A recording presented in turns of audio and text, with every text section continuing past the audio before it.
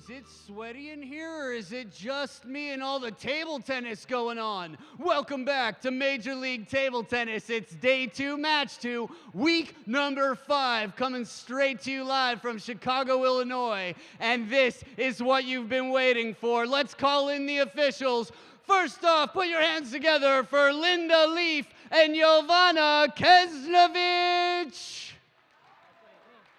Whoa, Jovana. Jovana has changed so much. Jovana, amazing. And now, I would like to bring in a team that couldn't be much stronger. They're playing for first place tonight. Put your hands together for Carolina Gold Rush.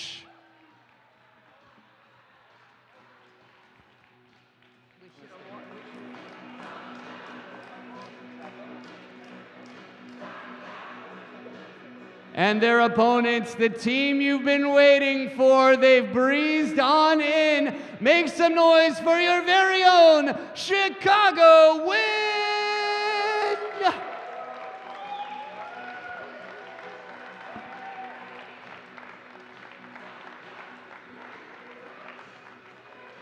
I see those towels making some wind, and I expect to hear those feet creating some thunder. Now that all the warriors are here in the arena, let's shake some hands and slap some skins and let the games begin.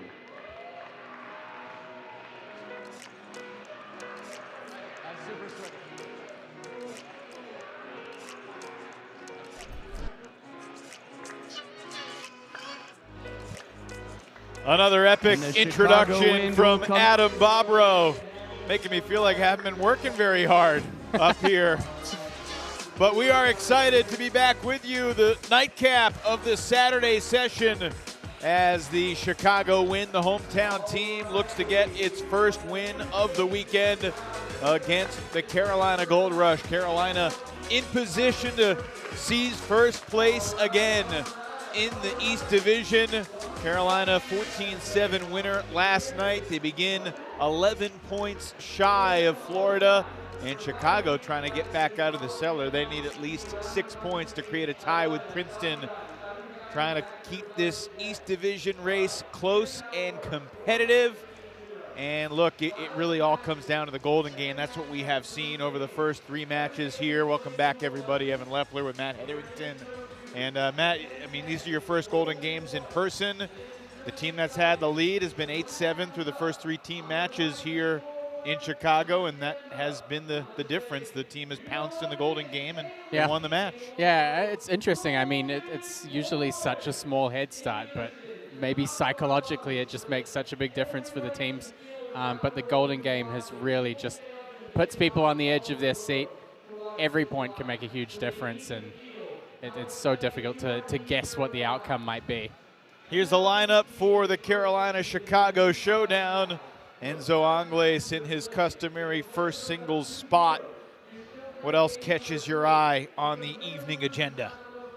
I think the second match, a little interesting for me. A couple of left-handers. I'm left-handed, so I like those kind of matchups. But Daniele, obviously a player who's been on fire out here in MLTT and very aggressive with the forehand, while Jeremy Hazin's a good counter player, very close to the table, great control. So that style matchup for me is looking pretty interesting as far as things go here. And then also the third singles match, you got 2 big hitters, always great to see a match between 2 players like this. Jong and Alex Kazaku both were inactive yesterday, so it'll be both of their first opportunities to compete here this weekend. 4 singles matches sandwiching the mixed doubles competition, with Angles and Lin going against Provost and Tan. Emily Tan certainly raised her level yesterday. But let's talk about this first singles match. And if we're discussing why the Carolina Gold Rush have been so successful so far this year, the #1 reason has to be the #1 draft pick. Enzo Angles produces points every time he takes the table. He really does. I mean, he's certainly going to have some stiff competition here from Sasha Hine, who's been also a strong player for the Chicago Wind. Great kind of long, drawn-out strokes, gets good stored acceleration, especially on the forehand. But Enzo Angles, just explosive off both wings, lots of step around forehands, and has produced just some of the most outstanding plays and shots that we've seen so far in Major League Table Tennis.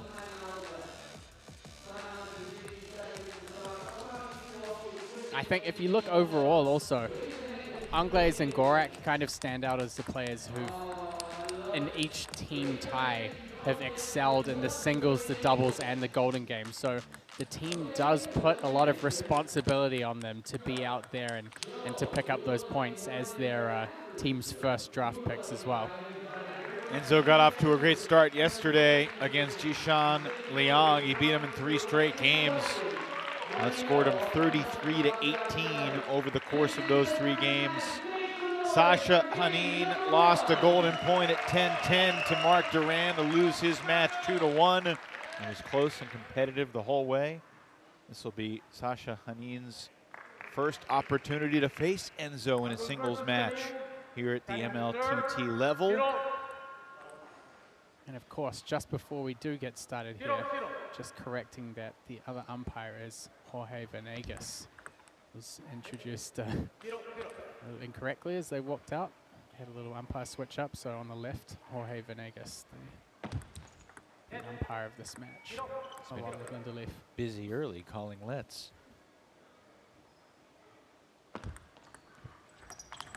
Good start for Sasha. What are the keys for the big Belarusian here, in your mind? Obviously, when you're playing a left-hander, looking for opportunities to catch them out wide on the forehand. You know, left-handers, they like to anchor on the corner, rely on the step-around forehand a lot, so dropping short to the forehand, putting pressure on the backhand, and then opening up into that wide forehand corner is a bit of a nightmare for a lot of lefties. And we can see that he's already started off by doing that.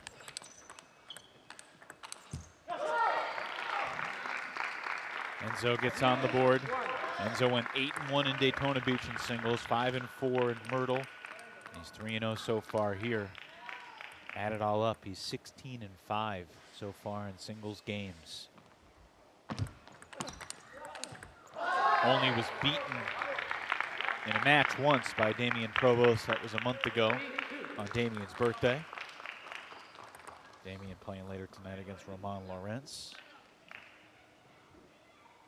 For the first time they see each other in MLTT in a singles match too.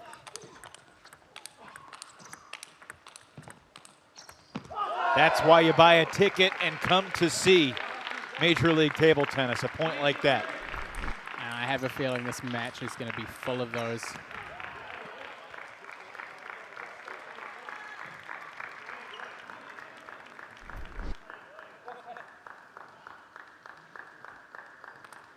Sasha currently 9-9 in games MLTT singles so far in his career.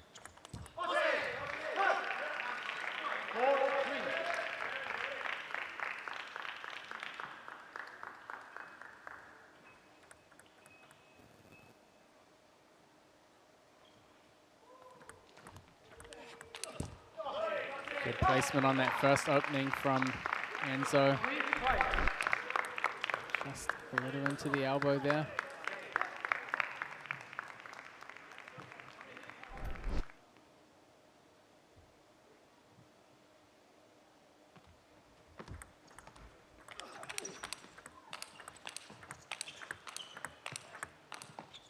Heavy hitting.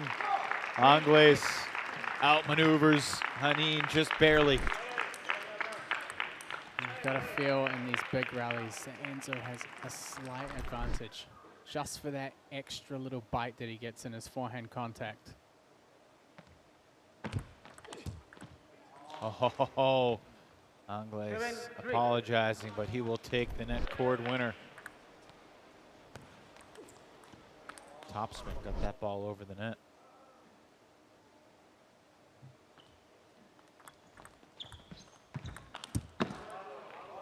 Good half-long opening there. Kept the ball nice and low. Tough to counter.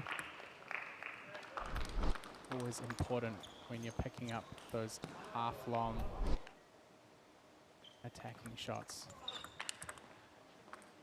8 straight points for Enzo. He's down 3-1 early. But he has completely seized control of this opening game. Suddenly keeping the local Chicago crowd here a little quieter.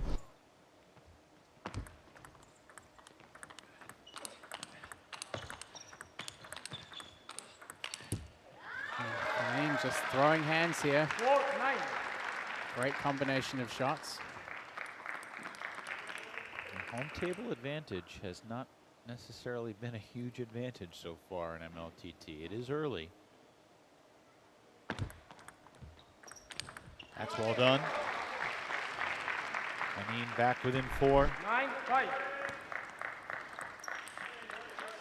Definitely wants to try and open up some more of those third ball attack opportunities. I think shorter rallies, if he can punch through, Enzo will be better for him. 10-5.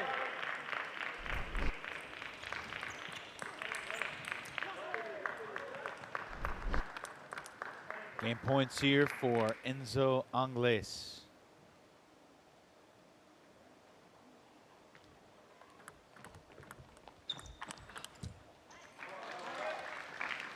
Coach Alex Yang called him the obvious #1 pick in the MLTT draft. Pretty hard to argue with that. And again, I guess next month that might be tested a little bit more. But for now, he's certainly showing plenty of evidence to support that claim. And that game was just a great display of his abilities. He can play big hitting from the backcourt. He can win points from over the table. Yeah, he certainly showed his strength in the open rallies. You know, both of them backed off half distance from the table, and Enzo was just a lot of power. Gets great snap cross court, great shots down the line. And if this was a golden game, the first 4 points, Hine won 3 of the 4. But obviously it was all Enzo after that. Yeah, I mean, there's such a difference. I actually spoke with the Princeton Revolution guys after their match, and we were talking about how different it is, the approach to a whole singles match and to the Golden Games. And you know, the Golden Games people really come out swinging and fearless and just going for broke. Sometimes the singles, they tend to build into the strategy a bit more steadily and go for more controls. Chicago Wind fans out there, plenty of them. 1 game to 0. They're going to have to make some noise and get behind their man here. Yeah, Carolina has had Chicago's number through the first couple of months.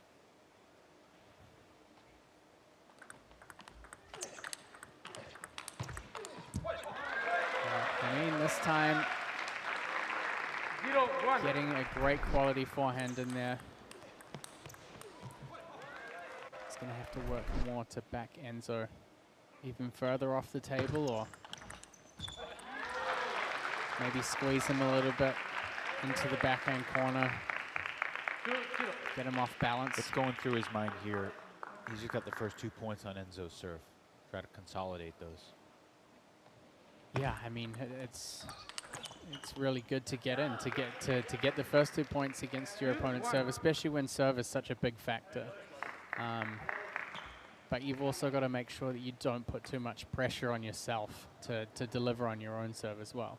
Because we have seen players come out here, especially in the Golden Game, and make service errors. And, you know, that's largely because there's so much pressure on them to perform off their serves.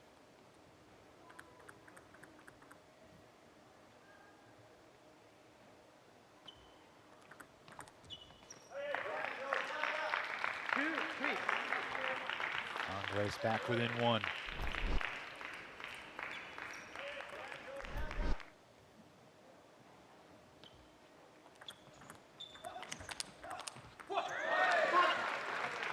We'll go to the towels with Hine in front 4-2. You add up all the points from 2 previous meetings with Carolina and Chicago.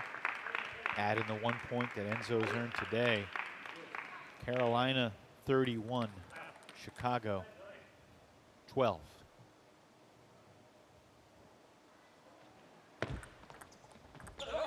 As you look at the lineup today, where do the Wind have an edge, do you think? Which way does the wind blow today? Where do they have an edge? The answer, my friend. I think in the 5th. I think Provost could definitely. I mean, he's shown his ability to really pull it out in the singles matches against the best players in the league. He has win against Enzo, win against Gorak, so he's certainly a player I think the Chicago Wind can rely on here. Probably the most in this match. Big fist pump from Angles. 4-5.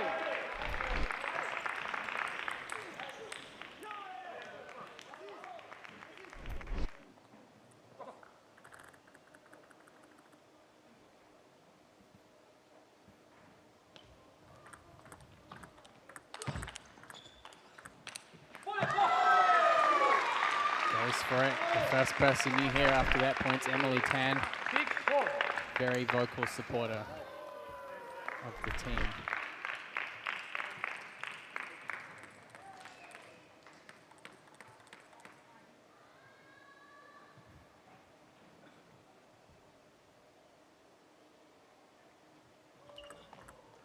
Ooh, service ace from Sasha.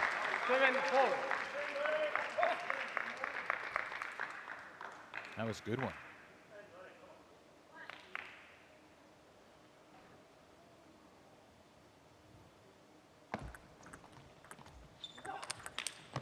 Great response from Angles. When he gets in at the start of the point with power and with those angles, pretty difficult to come back from. Laurence, Hong Lin on their feet.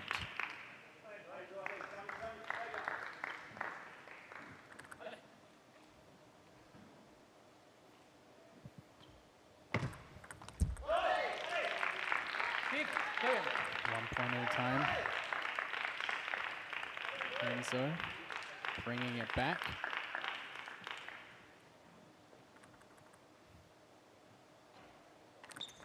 Oh my, what a fantastic, treacherous deep serve that was.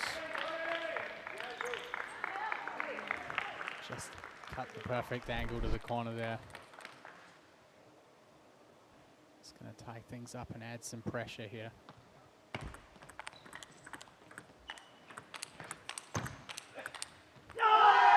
Another good rally won by Angles as he takes the lead here in game 2. 7-8. You can, even in this replay, you can see the difference in speed between the two players. Once they get into those open rallies, if Enzo's in position and he's able to throw his weight into the ball, you probably see a 50% more addition in spin and speed on his forehand shots. Timeout taken by Eric Owens, the coach of the Wind, the USA Table Tennis Hall of Famer.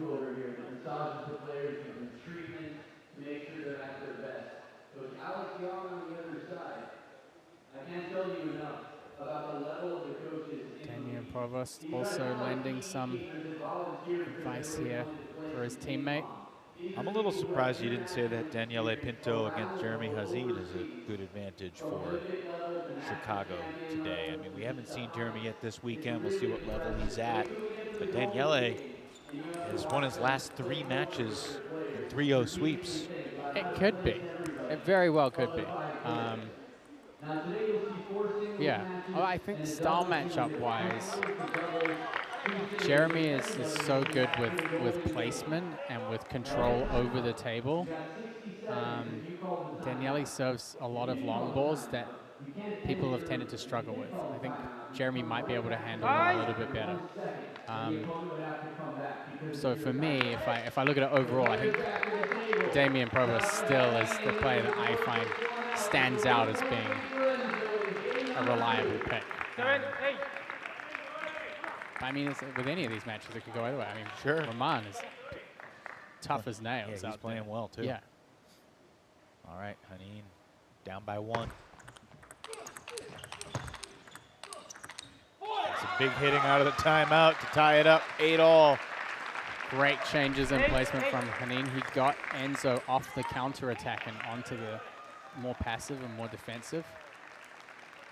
If he can drive him off the forehand and back to the backhand side, it's a chance for him to take more control. Oh, goodness gracious. 9-8. Textbook execution. Bing and a boom. That's a big set play for a left-hander.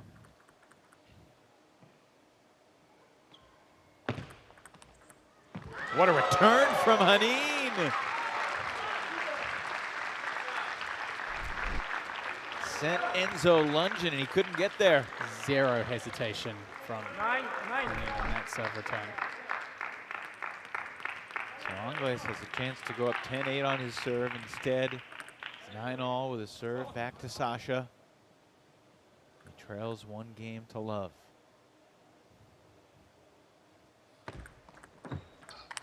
That will do it. He needs 1 more of those and he'll take game 2. Great serve variation. Pops up the return. Second straight winner to the forehand side. It's a great place to go against the lefty. Forehand corner. Game point. And he's got it. Turned out to be a pretty good timeout for Eric Owens. Hine was down 8-7 when he took the timeout. He was quickly down 9-7 after that. But he comes from behind to take game 2 and create a very intriguing rubber game ahead. Serve game for Hine in the end there really made all the difference. He was able to pick up some loose serve returns from Enzo. And he was in a position where he kind of had the pick of where he wanted to play the ball and managed to choose the placement perfectly. Some great forehand attacks from him. Sometimes down the line, just getting that forehand corner exposed and then finishing things up as well with that great placement right down the middle of the table. No answers on those shots from Enzo.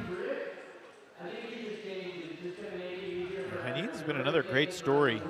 You know, a guy who wasn't taken all that high in the draft. He was a 6th round pick, but he's consistently been in one of the A or B slots, and he's held his own. He's now 10-10 in his MLTT singles career games. And an opportunity here to take down the #1 pick. Hine serves to start game 3. Stop. 0-0.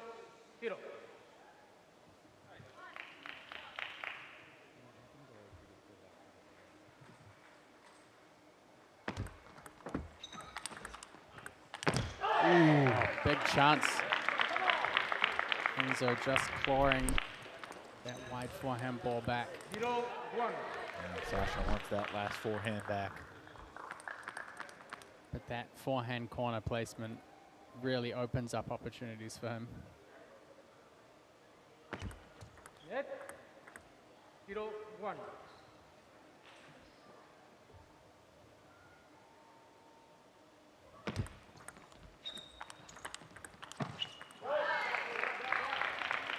Enzo takes both points 2-0. on Sasha's serve to begin game 2, or game 3, excuse me.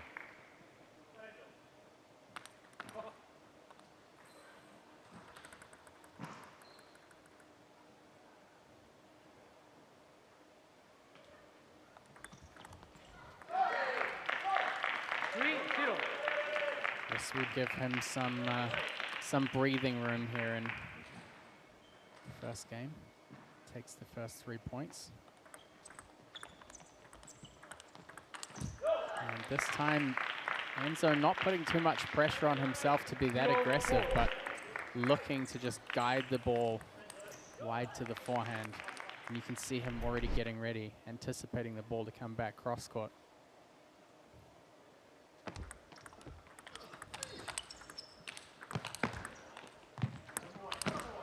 Wow. Angles, his forehand swing was knocking him over. And yet he stayed in the point, multiple shots. Going for big swings, but Hanene's on the board here in this third game. Oh, got this ball back. Great retrieving.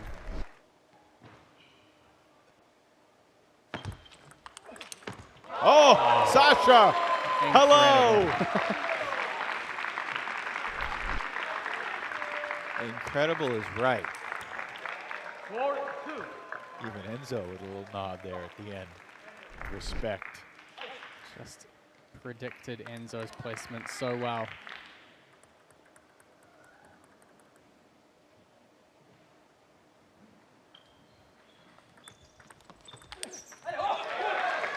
Enzo with the step around. He won't be happy to miss that opportunity. 4-3, timeout. Timeout taken here by Carolina. Angl still with a 4-3 lead, but Alex Yang trying to nip any Chicago momentum in the bud after Sasha has scored 3 straight points here. Gives you some indication of how important this match is, this opening match for both teams. Timeouts being thrown down here. Each team has 2 timeouts to use before the Golden Game. And you can't take more than 1 timeout in a single match. So each team has a 3rd timeout to use at some point during the Golden Game. No more than 3 timeouts for the match, and you can't take any more than 1 timeout in a singles match or Golden Game. Could see in those last couple of replays some really effective reverse pendulum serve work from Hine and incredible follow-ups, especially on that counter down the line. Do you prefer the pendulum serve or the reverse pendulum serve? The reverse. Why? It's just such an awkward serve for people. I find that people generally don't receive it that well. Yeah, and it's easier to cover up the spin variations as well.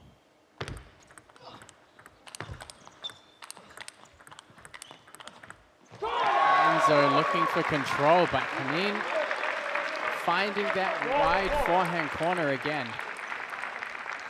Sasha up to the task, and that has been the corner for Sasha's success. 4 straight for Chicago to tie it up. 4-4. Led on the serve. Game all, 4-all. Hine again. And down the line. To the forehand side. Yeah, he's really found his mark with that placement.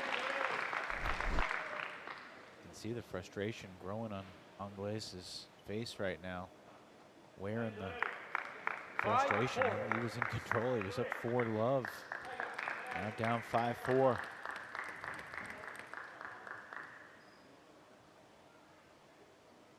If there's a guy who can figure it out in a spot like this, it's Enzo Angles.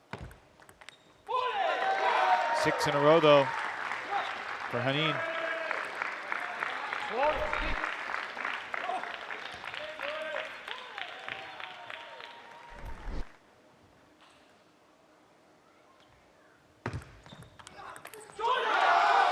Seven straight. Steady forehand opening. There's some pressure on Enzo to be the one taking more risk here now. Hasn't been able to execute these last few points.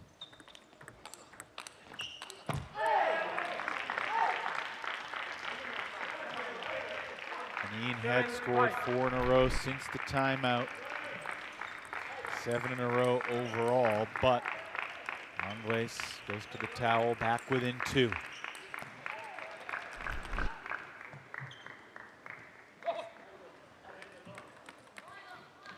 Certainly plenty of twists and turns in this first singles match. Oh, goodness! Sasha Hine is pulling out all the shots tonight. And really a case of X marks the spot. He just keeps going back and just landing clean winners down that forehand line. I think I heard Enzo just mutter, "Too good."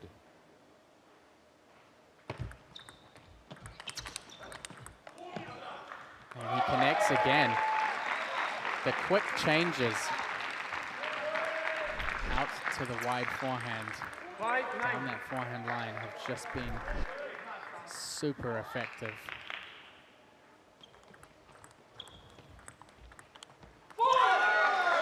Enzo missing that backhand opening. To your point, Matt, you were talking about matchups. I mean, Sasha went 2 and 4 previously in singles against Laurence. But now he's taken 2 out of 3 from Enzo Angles. What a performance from Sasha Hine as he wins 11 of the last 12 points. That's a big win for him, and you could see the momentum shift. He got so much more confidence with his forehand, and we didn't see these long counter rallies. You know, as I said earlier in the beginning, you know, the open rallies, Enzo pretty strong. It was up to Hine to get in and to kind of exert his dominance early in those points and try and close them out quicker. Sasha's got the headset on. Welcome, Sasha. Congratulations. What a match. What a performance. What are you most proud about the way you played here tonight? I'm really proud that I played much better than yesterday, and I think it's really important for me. Because, I mean, yeah, Enzo is a very good player. I'm very happy that I can beat him, but also I'm really happy that I can improve my game from yesterday, because yesterday I didn't feel so well like I can feel. Yeah.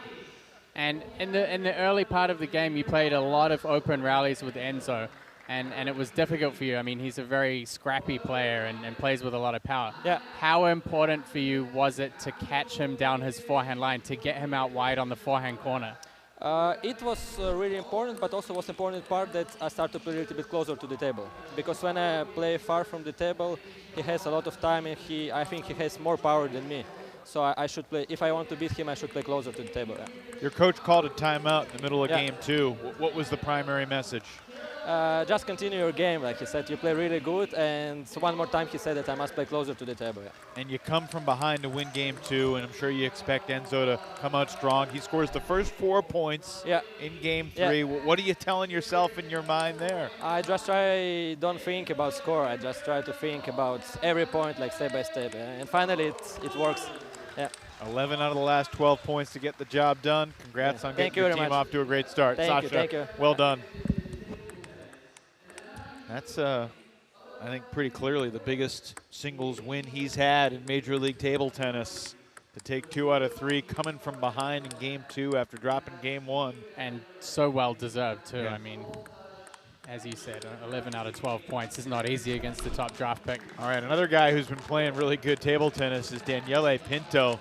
He's been as hot as anybody in the league right now. Yeah, I mean, he's come out and had some really strong performances, and we've seen him come out here and he's been one of those players that's won 3-0. Lots of forehand power. As I said earlier, Jeremy Hine stays close to the table. Very, very, I guess, regimented game style. You know, very controlled on the backhand, lots of forehand counters. So I'm interested to see how these styles clash against each other. Good start for Hine. You look at the numbers coming in. Pinto's 10 and 5 in singles. 1-0. Hine has struggled. He's 3 and 9. But styles make fights. Yeah, I'll tell you one thing that kind of stands out stylistically for me is that Daniele relies on the step around forehand a lot. And he's got to find space to hit through against Jeremy, and that's the challenge for him. So that's what I'm interested to see. Jeremy's not easy to hit through because of how he stands at the table. He's kind of a wider foot stance, kind of hangs over the table. Really good control. So yeah, I mean the two options for the main two options for Daniele when he steps in do you hit into the backhand of Jeremy where he has control? Or do you hit into the forehand where he can use that power and counter with his forehand? So I think it'll be a great match. I really do. I think tactics will play a big role here for both players. Intriguing opening 6 points, 3-all. 4-3.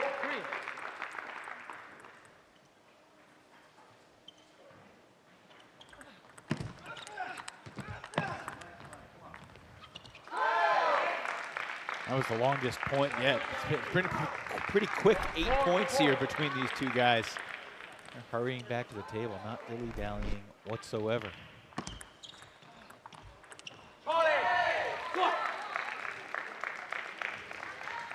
Hine from Ontario, singles national champ in Canada. Good shots like that. Yeah, that forehand counter over the table is something that Pinto's going to want to avoid. But will he be able to is the question. This was one of the things that I also brought up earlier was Pinto loves to serve long with topspin variation, you know, to give himself a chance to set the pace early. I think it's a player like Jeremy is a little bit more comfortable with that than perhaps some other players. We're tied 3-all, tied again at 6-all. What do you want to see from Jeremy on his serve?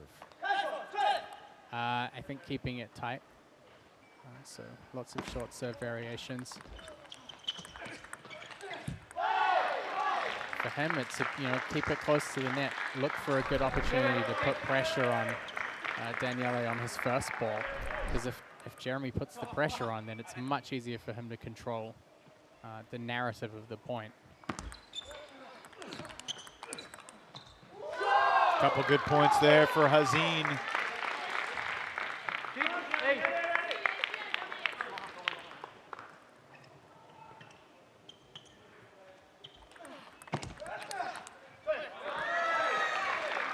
This is going to be a good match.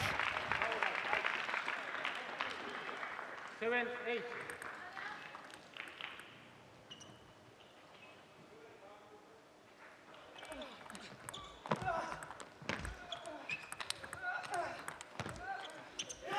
Jeremy just solid. He's moving Daniele around. 9-7. 9-7 lead for Hine.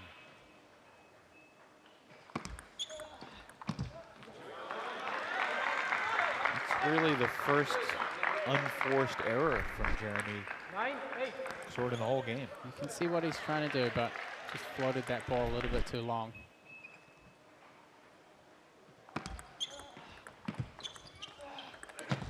Goes for it again. Pinto takes both points on Hine's serve, and it's 9-all. 9-9.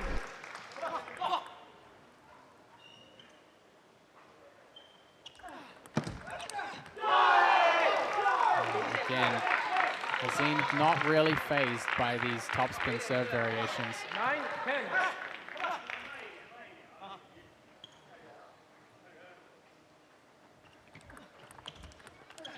Hine takes game one and snaps the streak of consecutive games won at 9 for Daniele Pinto.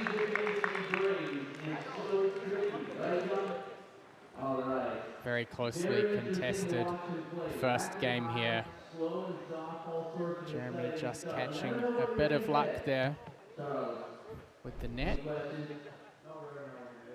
Both players tend to use quite simple strategies, I guess. You know, with Pinto, it's the long, fast serves. He tries to get a soft response from his opponent, and then he gets in and attacks. And with Jeremy, it's a lot more about just blocking until the chance to counter comes up. The KISS principle. Keep it simple, stupid. Okay, glad you clarified that.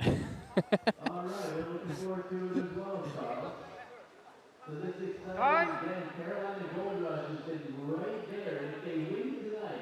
I think it was my 10th grade biology teacher I don't know if I like where this is going. that taught me the KISS principle.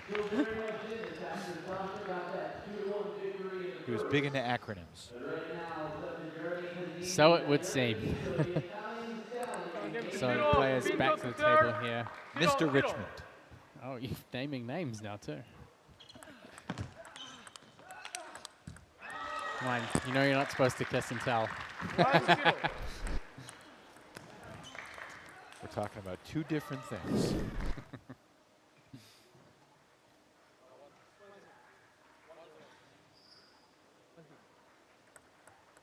Want to flip over that point for Daniele. And it's a 2-0 lead. 0-2. So he's taking those long fast serves away from the middle of Jeremy's backhand, which is helping him a little bit already.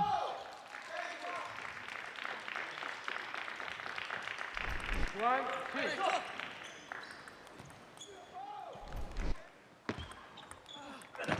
Oh, that's nice. Solid forehand opening. 2-2.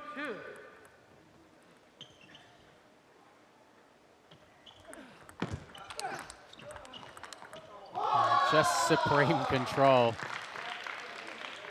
from Hane. Now, you called it.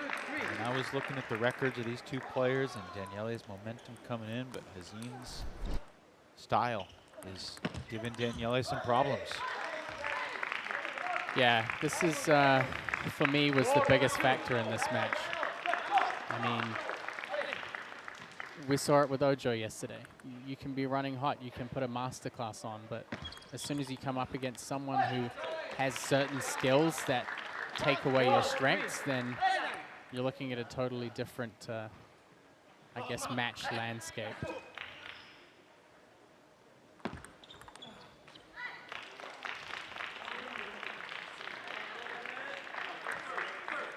Three, five.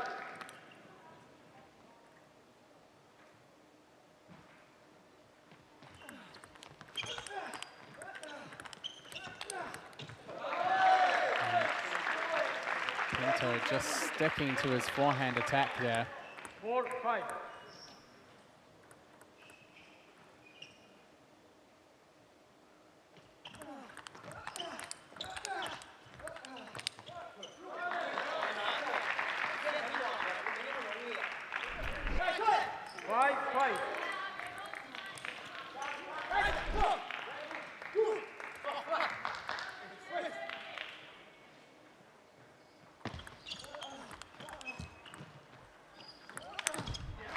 Easy smash. Scoops it up, but 5-6. not much chance with the ball that close to the net.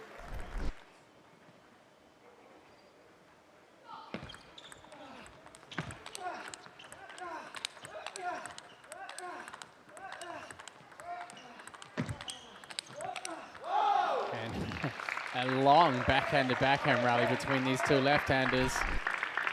Pinto finally taking the option to step around. Bit of a risk, but it would have paid off if he'd got that ball down the line.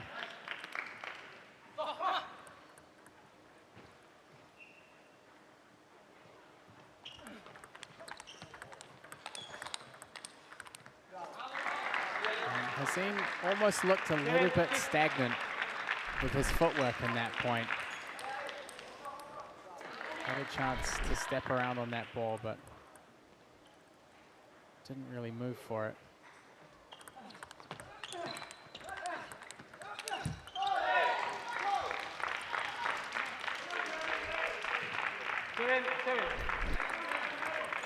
Pretty even footing here, and Daniele Pinto putting in a lot of work here for each point. That's a tough break at this stage of the game. Believe it. He won 3-0 yesterday over Benjamin Brossier, but he was in trouble here against Jeremy Hane.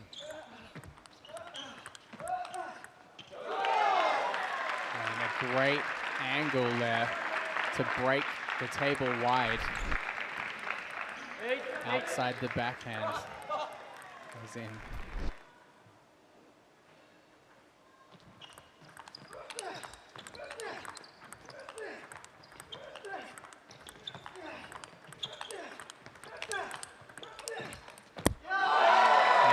Perseverance from Pinto. It pays off. The amount of effort he's having to put in to get a point here is pretty incredible, but he's up to the challenge. Hine was playing the role of brick wall pretty well there for a long time. And he picked the right ball to try and counter on, but unfortunately just not quite enough lower body work on that one.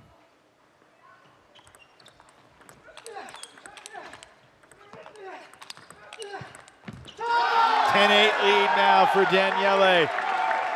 And he's fired up. So is the audience.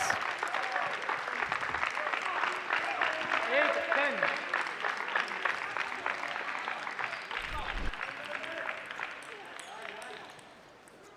Just the grit and determination. Look at the table coverage and movement from Pinto.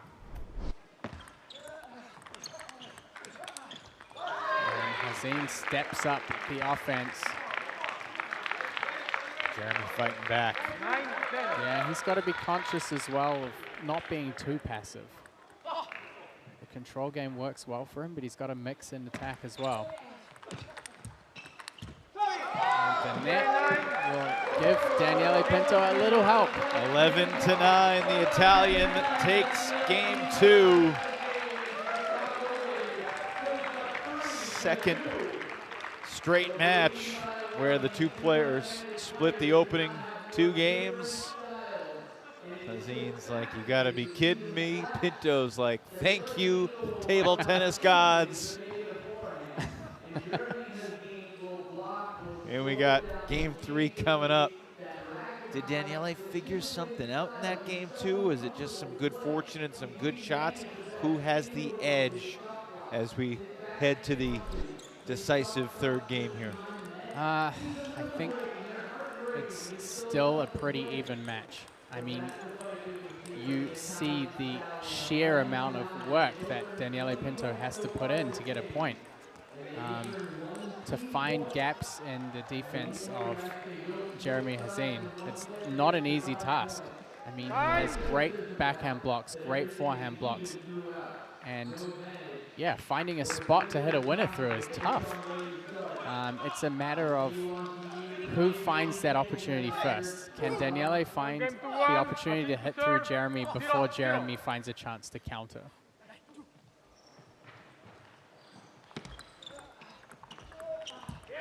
And I think coming off the bench here, you have to feel like Jeremy will try and be a little bit more assertive. He's got to put some more pressure down.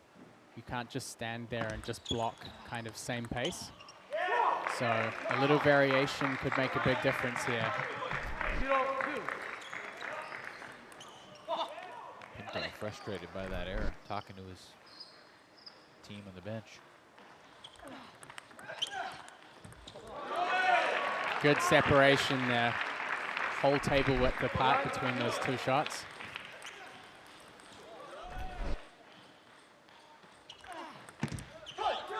Return sails long, and it's 2-all.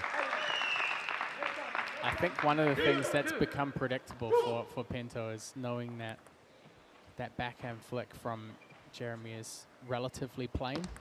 There's not too much action on it. It's more about handling the placement for him. So that helps him set up the point from his serve a little better, I think. These 2 players very close in age, about 13 months separating them. Pinto, 13 months older, and a smash to tie it at 3. Again, look at the difference in placement. Just catching those corners is making a huge difference. It's risky, but those are the kind of extreme angles that Pinto has to play to find a hole in that wall.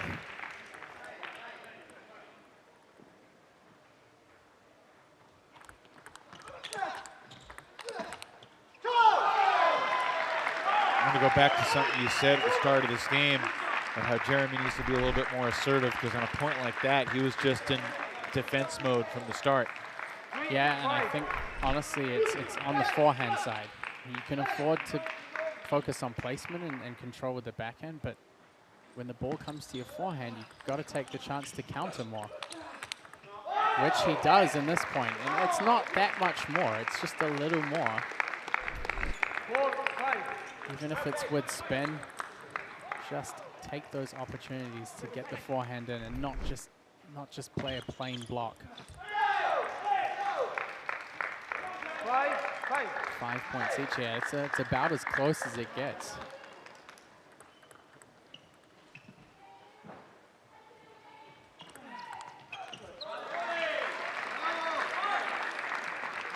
Just puts the ball long. Serve return's been pretty reliable throughout this match. Not on that one. There's the reliable forehand attack. 6-6. You can see how much of a difference it makes in points when he's just blocking kind of plain with not too much spin. And again, Hazim puts the ball over the end of the table.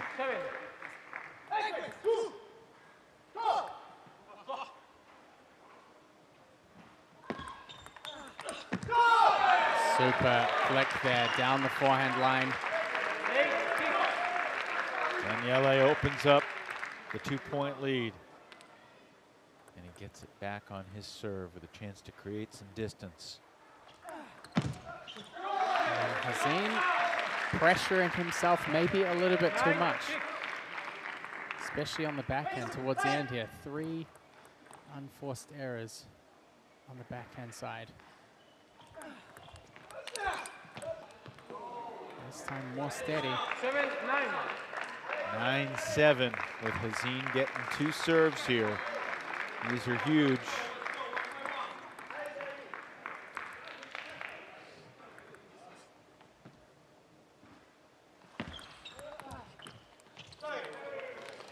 An apology, but he'll take the point with it. 10-7. Game point, Pinto. Hazim stays alive. I like that serve return.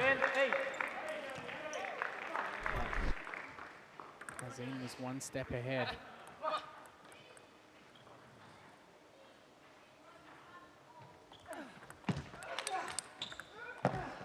Oh, what a shot by Hine. I was thinking at 6-6. I didn't say it, but I was thinking, oh, this feels like the type of game that if it's not win by 2 could go on for a while. And look, the next point could end it, but it also, you know, if this was win by 2, you could see it going 25-23. These guys are that close. Yeah, and this is one of the cool things about a style matchup like this is you just have to imagine how much tactical thinking is going on for both of these players and their benches and coaches, just to figure out how to get the upper hand.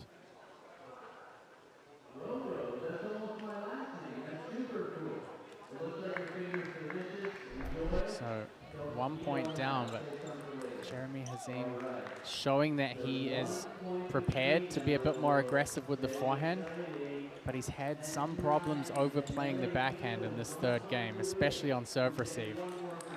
So I think Where's Pinto going on this serve? Deep? I think, yeah, most of his serves are being deep. Most of Jeremy Hazim's backhand returns are being cross court, and then Pinto gets in with the step around. So if I had to hazard a guess, I would say it's a pattern that at least Pinto can predict. Might be where he goes. Hazim missed the return, and Pinto wins the battle. A thrilling and entertaining table tennis showcase, and Daniele outduels Jeremy 2-1. And you could see in that replay that Pinto get around the corner straight away. just the probabilities of what had happened throughout the match, of that ball coming back to the corner, stepped around straight away. So honestly, a really smart move by Jeremy to try and direct the ball down the line, but if you miss the table, it doesn't matter where it's going. All 3 games settled by the same score, 11-9, and Daniele comes from behind. Daniele, well done, my friend. That was exciting and exhilarating as a spectator. What was it like to be at the table for that intense 3 games of exciting table tennis? I really don't know how to play with him because he just blocked me from forehand to backhand. So I was trying to run as more as possible and trying to catch him in the middle, because from the corner it was really, really good to block the ball. So this was my tactic. And I really don't like to play with left-hander player because they always play backhand with me, and you know, this is not so good. And what kind of tactics were you trying to figure out to, I mean, were there particular times when you found really good space in the table? I mean, we saw some points where you were having to hit 5, 6, 7, 8 quite powerful forehands before you found a gap. So what was your strategy for trying to hit through him? I think the problem was that I was playing a little bit far from the table, and he has the time to understand where I was going to play. So yeah, just try to play a little bit closer and strong to middle, and make many long service to his backhand. Yeah, to be ready to play immediately a strong ball. It was a thrilling match from start to finish, and I mean, how are you feeling about your level right now after a couple days here in Chicago? I'm happy about my matches, a little bit disappointed because yesterday in the Golden Game I was not so brilliant with Ojo and Olapo, but I really don't like playing with him. So okay, hope today in the Golden match to play better than yesterday. Thank you, Daniele. Time for doubles. We'll see you in a bit. Angl and Lin versus Provost and Tan, mixed doubles. It was interesting to hear him say there he wasn't too much of a fan playing other lefties, because Ojo is left-handed as well. So,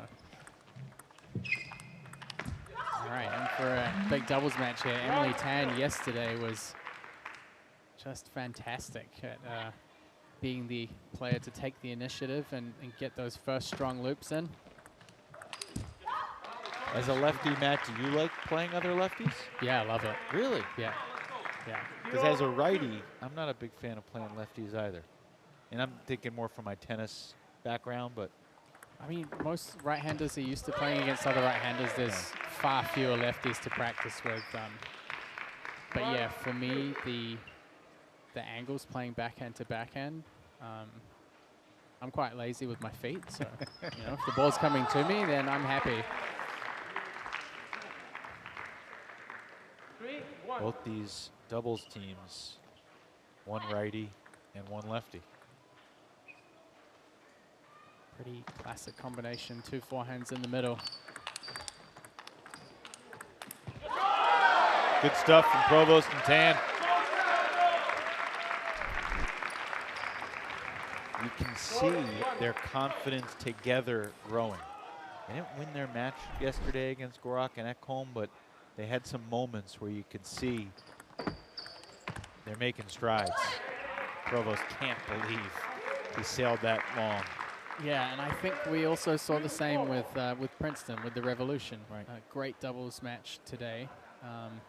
You have to wonder how much difference that could make overall if their doubles combinations were to start to really step up.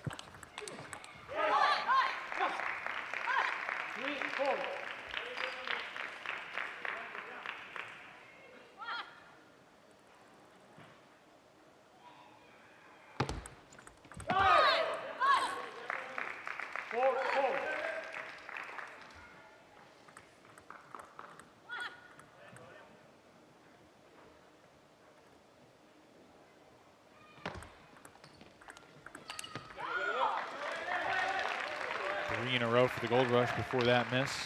5-4.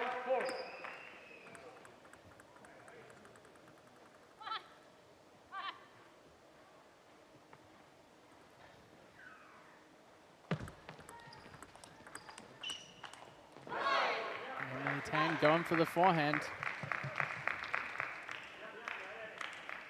Pinto and Hong leveling things up here.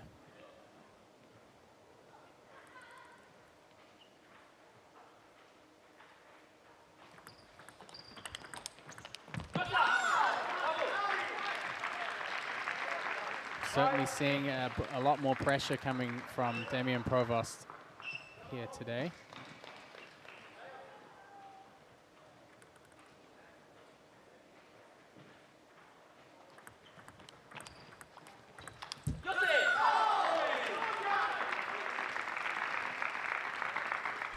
Five lead for Provost and 10 as they go back to the towels.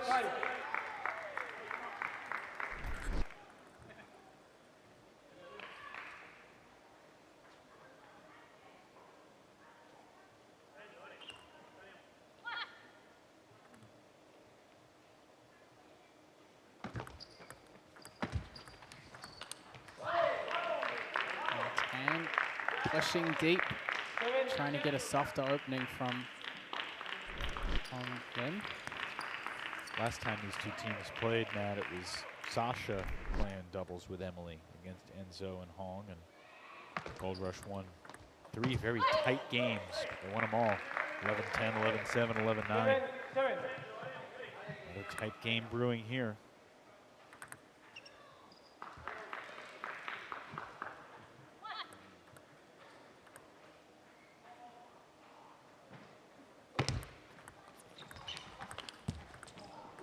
Tough break for Carolina. Just rolls over. Chicago will take it. 7, 8.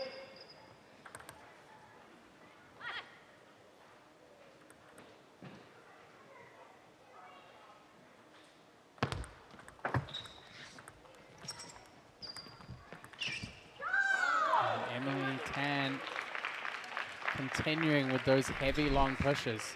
9, 7. Putting enough pressure on the opposition.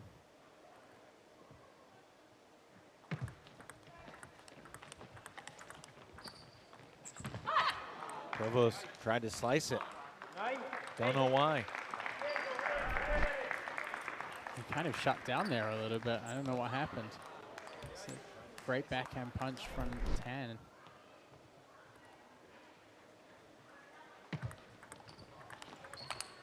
Missed it. Big start here for the Chicago Wind. Enzo, a long look at his bench. Not sure if he's looking for answers from his bench or not, or just trying to understand. Game points for Chicago.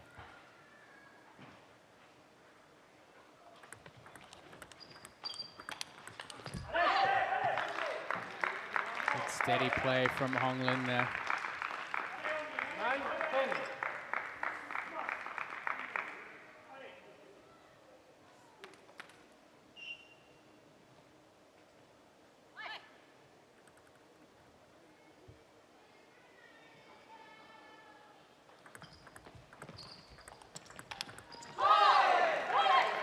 Another close game in doubles between Carolina and Chicago. 10-all. Pressure's on. Hong has been pretty steady here in this first game. Provost will serve golden point. And Enzo Angles takes it himself.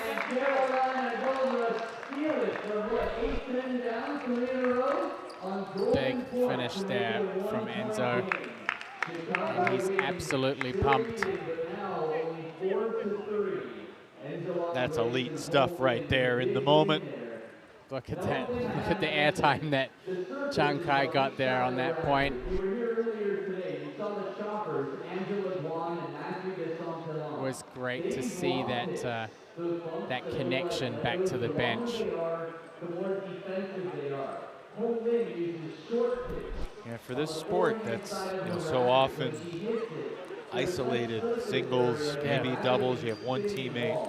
Major League Table Tennis creates a different dynamic. And that chemistry and camaraderie and strategy and using the brain trust that you have both strategically and emotionally is a huge factor. It's hard to describe, but it's massive. It really is, yeah. As I've said, I mean, this sport in this country and in many countries around the world it's become so individual. And if we're going to get into the mainstream and if table tennis is going to be promoted, it's like other sports. People need personalities to get behind. They need teams to get behind. And we haven't had that in table tennis. And this is, having these team franchises and having states that people live in that they can get behind their team is really something different and something special. And right now, it's on Chicago here to get behind their team, who had a great start in the first game. And we're up 10-8. Felt like they were up 5-2, frankly. And my mind was going to the dynamic of how Florida and Carolina had been the top two in this division, and they were the top two teams yesterday, particularly in the Golden Games. And would today be a separation Saturday, where things would continue to get further apart with the top two and the bottom two, or would Princeton and Chicago create a more competitive race? Princeton gets the edge over Florida. Something good brewing here for Chicago. Again, here in game two, they should be up 5-2. They could be up 5-2 easily. 5 of the 7 games in this match so far have either been 11-10 or 11-9. Angles lunging for the net ball, frustrated he couldn't get it. Takes a little frustration out of that ball as he smacks it to the corner. Ball boy was ready.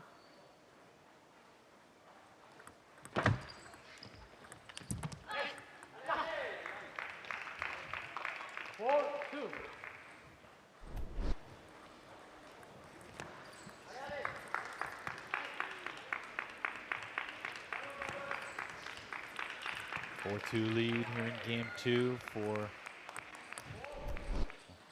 some confusion over who is to serve. Both Dan and Lynn had a ball. That would change the dynamic of doubles if there were 2 balls on the table at once. I think it'd be entertaining. Nice steady opening there from Provost. Good follow-up from Emily Tan. You ever play doubles with multiple balls? No.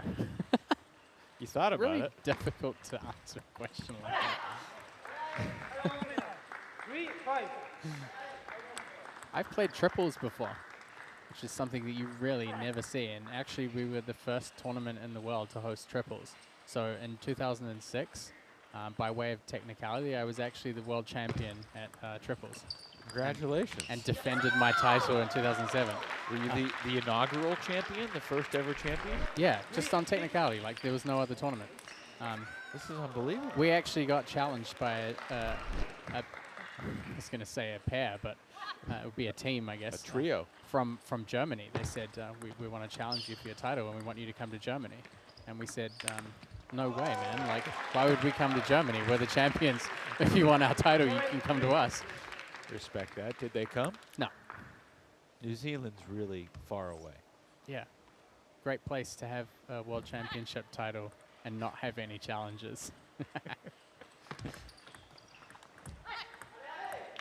So you said you won in 06 and lost in 07. What happened in 08? No, we won again in 07. Lost in 08. You lost in 08? Yeah, lost in 08. I changed to, I had a different team. So the team that I won with, we won twice. And they will never take that away from you. They'll never take that away from me. The triples, you alternated shots the same way doubles teams do? It's tough. Sequence? It's pretty tough.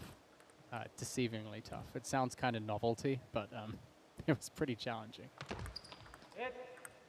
7-4. Were there a lot of collisions between you and your partners? There were a few, yeah. Yeah, you kind of have to form a line that goes away from the table. Hong Lin, big forehand winner. And that brings Carolina back within 2. I think of it like probably like a game of knockout in basketball.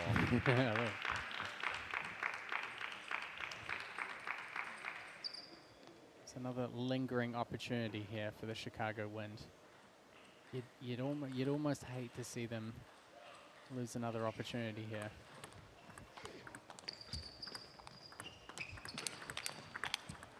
Ooh. The nets traded back and forth. 6-7. Emily Tan nodding. Can't win them all. Oh, that fickle net.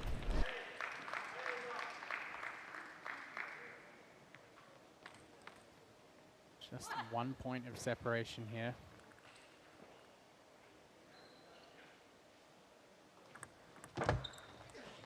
Good return by Tan. 8-6.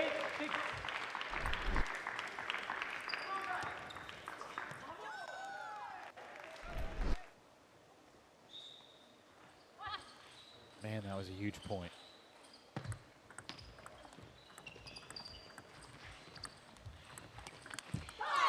Lin responds. Gold Rush back within 1. 7. And I'm with you, Matt. I mean, if Carolina can steal this game, similar fashion to the way they stole the first one, all of a sudden we're 4-4 overall when it feels like Chicago's been the better, more consistent team. Eight all. Goes for the flip. 8-8.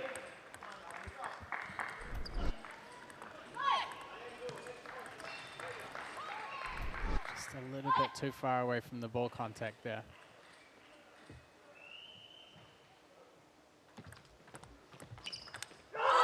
Gold Rush into the lead. Hong's really been a consistent anchor for the team. In a lot of ways, this feels like what we've seen from Gorak and Ekholm throughout the season. Late in games. Yeah. They win. 10-8 now for Enzo and Hong. 8-10. And we saw this Carolina pair come from a 10-8 deficit down in game 1. It's up to Provost and Tan to replicate that feat. Otherwise, we'll be tied 4-4 on the overall team tally.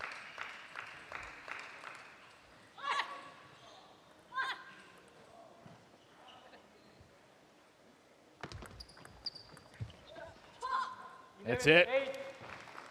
Angles and Lin come from behind for the second straight game. And they've got a 2-0 lead in doubles. 22-18. But a 2-0 lead nonetheless. So, bit of anguish there for the Chicago Wind, holding that 7-5 lead, getting turned around to 11-8. Again, a pretty big run of points there from the Carolina pair of just stuff done really reliably and being really steady. And I think Hong kind of took the responsibility on her shoulders there of rolling that first ball in consistently and with good spin. Great control. We didn't really see Enzo take too much risk. And I think in the earlier games when he took the risk and he was more aggressive, he wasn't quite finding his mark on a lot of those shots. So it's almost like he's kind of stepped back a little and opted for a bit more control. Tell you what, Bastien Dupont is not an active member of the lineup today, but he is an active member of the coaching staff and the cheering section for the Carolina Gold Rush. He is locked in on the Carolina bench. That's teamwork, that's camaraderie you love to see. I actually walked past their bench before they started the match and I'd left my sheet here, so I'd forgotten the lineup and kind of tapped him on the shoulder and asked him if he was ready, and he was like, well, I'm ready to support my team. So he knows his role here and how important it is as well. It's a real lapse in security letting you get that close to the bench. I could blend in. 1-1. Maybe not inconspicuously, but The accent stands out. Provost kind of having a little bit of trouble with that empty forehand flick. What do you mean by the empty forehand? Doesn't really have too much topspin on it. It's kind of just floating the ball a little bit. The problem with the forehand flick compared to the backhand is you don't have really any wrist action. So you either have to drive the ball quite quickly or you have to use a lot of wrist. And sometimes you go for those more empty flicks, and I feel like he's been just a little tentative on a couple of them. 3, 2. Emily Tan just loading that forehand up with topspin. And again, set up well by Tan. Hong, reliable as ever, rolling that first backhand loop through. Provost not able to execute on the forehand counter.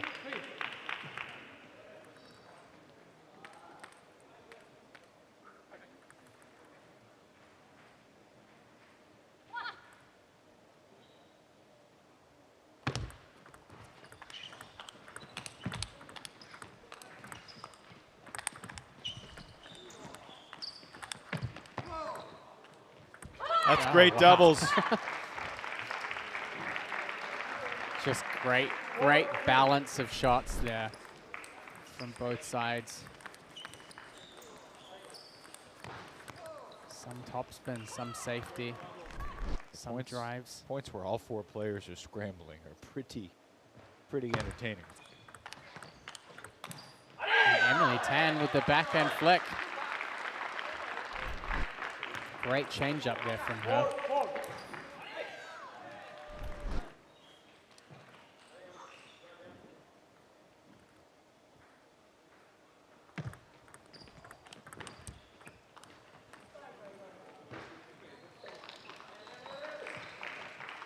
They'll switch sides with Angles and Lin ahead by 1, 5-4. 4, 5. The order of play shifts as they switch sides. Is that an advantage to one side or the other, or do you feel like it's been pretty balanced regardless of the order? I think generally it's been pretty balanced, yeah.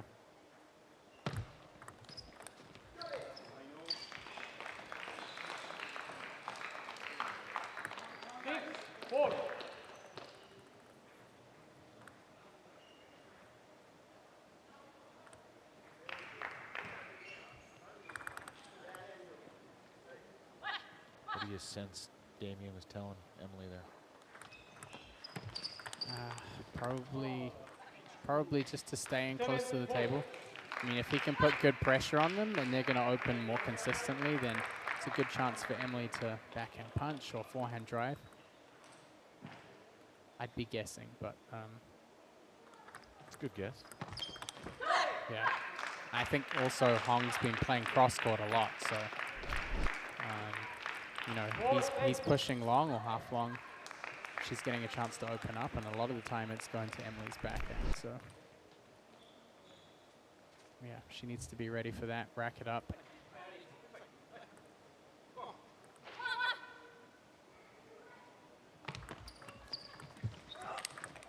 Too good. 4, 9. Power, pace, angle. Enzo's got it all. And this game has gotten away from Provost and Tan. Probably should have won game 1. They certainly could have won game 2. But it's a 3-0 sweep for Enzo Angles and Hong Lin. 11-10, 11-8, and 11-4. Angles and Lin keep it rolling for Carolina in the doubles department. And just like that, it feels like it's a 3-0 win, and Carolina takes the overall team lead. Should be quite interesting, but the most interesting part is always the golden game. Sir, what's your name? Joined now by Enzo Angles. Enzo, there were some tight moments in those first couple games in particular, and yet at the end of the match, you win 3-0. What was it like finding your groove and getting better as that doubles match went along? We are double, so we have to count on the other as well, you know. That's why it's important to build the points. Since yesterday, my legs are in the plane, so it's like this. I have to keep going. It cannot be perfect every day. I'm a little bit sad and frustrated that I lose this first game because I have to win. But my legs and my level was just not here today. So it's okay, we keep it up with the double. It's very good win, 3-0, because 3 points is a lot, as you know, and then we come back in the race like that. Your level was there on the golden point return where the serve came, and what were you thinking? Were you envisioning finishing that point on one swing? I like this backhand receive. I never did in this double yet.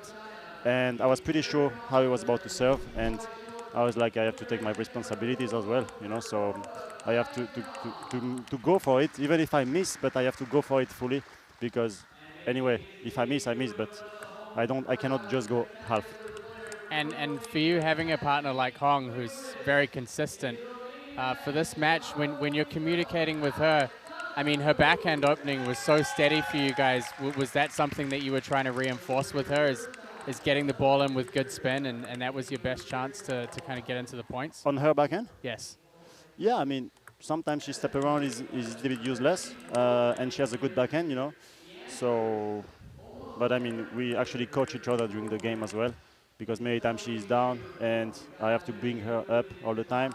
Today and yesterday I'm a bit more down, but she also helped me a lot. So I think that's what makes a good double, and here we are because we didn't lose yet. So hopefully we keep going like this and we continue. Real quick, Enzo, will you do anything between now and the Golden Game to try to raise your level for the Golden Game that's coming up? No, actually, my level is there. It's just that I don't put the ball on the table. Like in the double, I miss a lot of forehands, but it will go, you know. I have to keep going and it will go. I know it will go, but it's like the ball at 10-9, you know. It go on the table.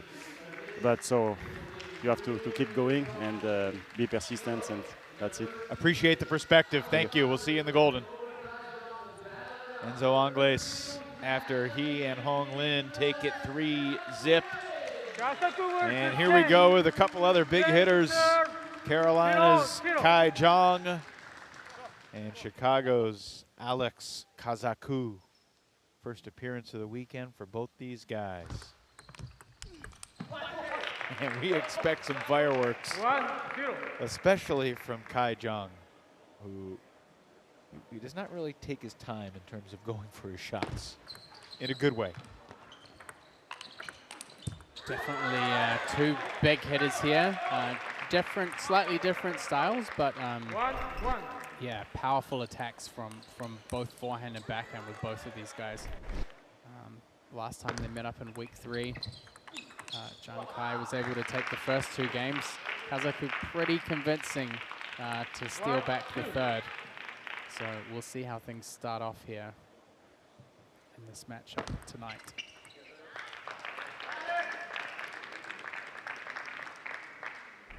Two.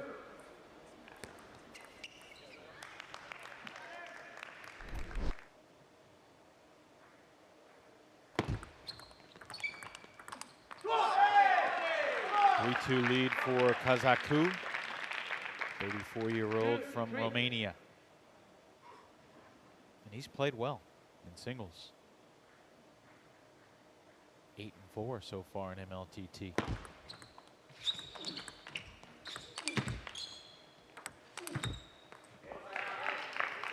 That ball just went straight through the defense of Kaku. How would you characterize the stylistic differences between these two guys? You said there's a little bit of a difference between them. Yeah, I think Kazaku's style's a little bit kind of classic European. They used to call them power looping players. So, you know, big swings and a lot of feeling in the contact. Jong Kai is technically precise. Still big shots, but yeah, especially Chinese style forehand.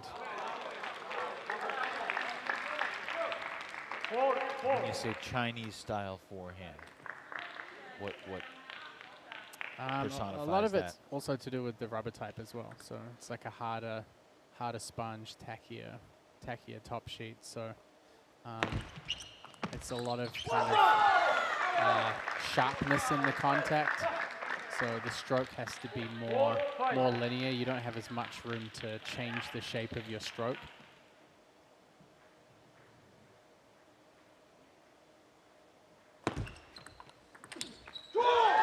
Does that require more exact delivery of the ball to the paddle to the ball? Yeah, and a lot of repetition.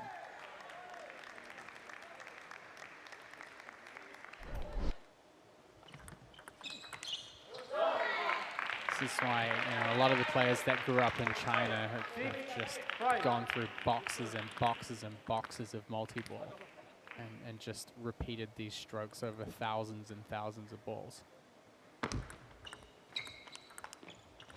Oh, tough break for Kaku. And Jong ties it up 6-all. He was ready. The big forehand was lined up. Gonna have an opportunity there, and clink. Not a happy cheers for Kaku. Jong in front, 7-6. Kai started training in China, and he was in kindergarten.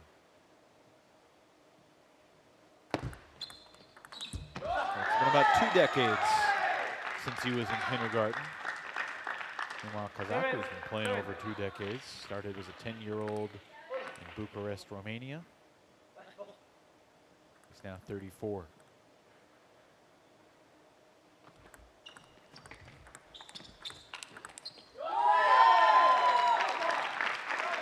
Great forehand counter there from Kaku. You can see the shift in body weight into the ball. Lots of hand adjustments, racket angle adjustments, and shifts in body weight.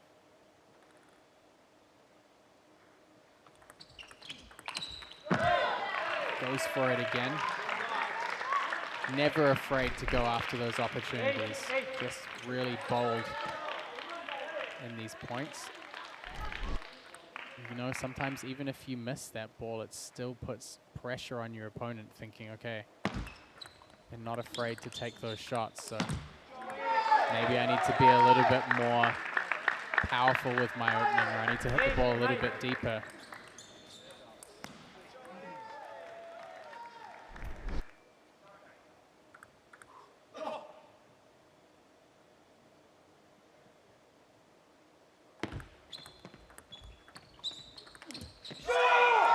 Caught the net, sailed off the back edge, did not catch, and Kaku has the first game point of the match. 10-8.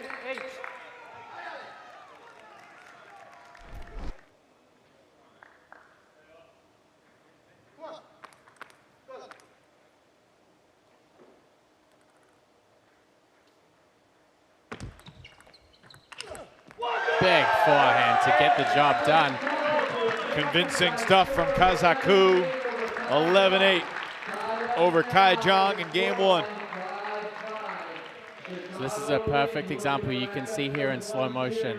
If you look at the forehand, you'll see the path of the stroke's not necessarily linear. He kind of hooks over the ball more.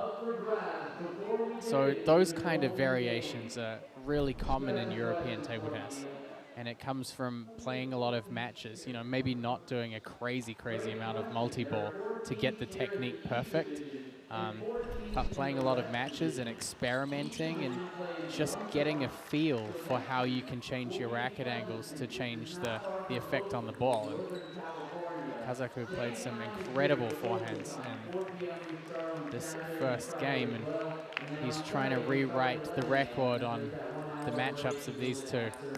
So if you're watching it online on our YouTube channel, Major League Table Hine. 7 of the 10 games in this team match between Carolina and Chicago have been decided by 3 points or less. It has been tight.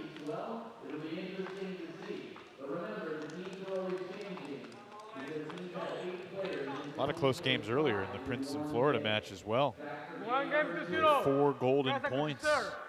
in 0, the 15 0. games we played earlier. They had Friday to make sure they were warmed up. Saturday is all business for these guys. So a big start for 0, 0. Alexandru Kazaku. Can he continue the momentum here? Kai Jong's going to have something to say about that. 0, 1. I remember back in September when Sean O'Neill was mesmerized by Kai Jong's backhand. I remember that broadcast. And Kai's like, I've got a pretty good backhand. What are you talking about? 1, 1. Yeah. He could use some of those backhand winners here. Change the flow.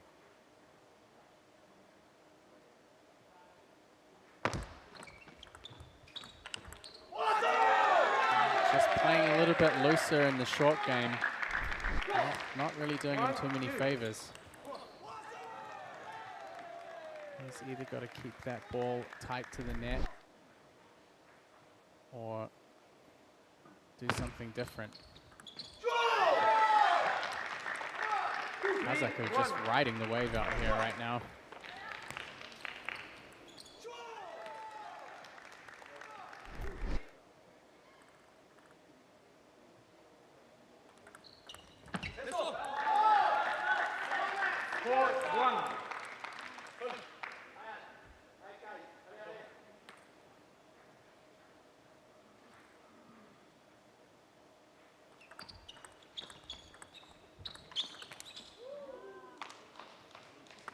Again, you can just see in those pressure situations when the ball has to be kept short and tight, it's Kai Jong who's just faltering a little bit. Kazaku is picking up on those slightly higher ball opportunities. Taken off to a big lead here in the second game.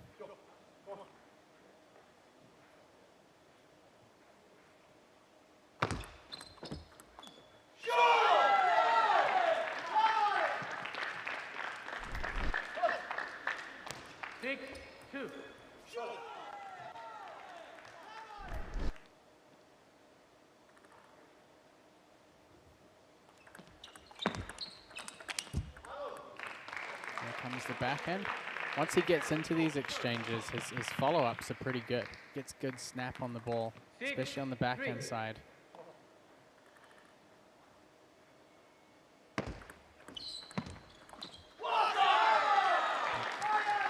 few more backhand opening errors from Kai Jong.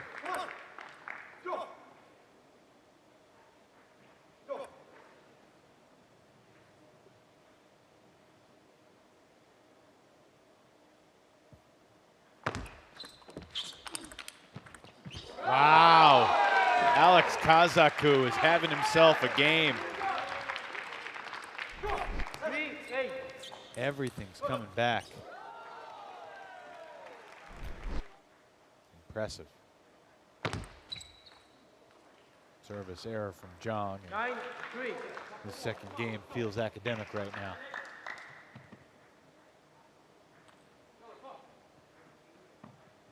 Kazaku closing in on a 2-0 lead for Chicago. Oh, just ridiculous. Rips the ball down the line. It's like he's on autopilot and just in the zone.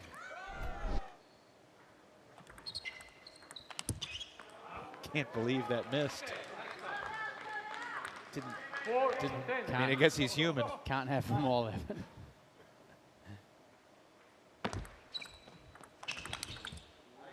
This time it's Kazaku who pops up the short receive. 10. Serve probably a little bit long to be trying to control short. She'll get it this time. Big forehands coming from Kaku. I'll tell you one thing, Evan. I will not be at the bottom of the fantasy league after this. You had Kaku, didn't you? I certainly did. He's in form. He's playing repaying great. your confidence.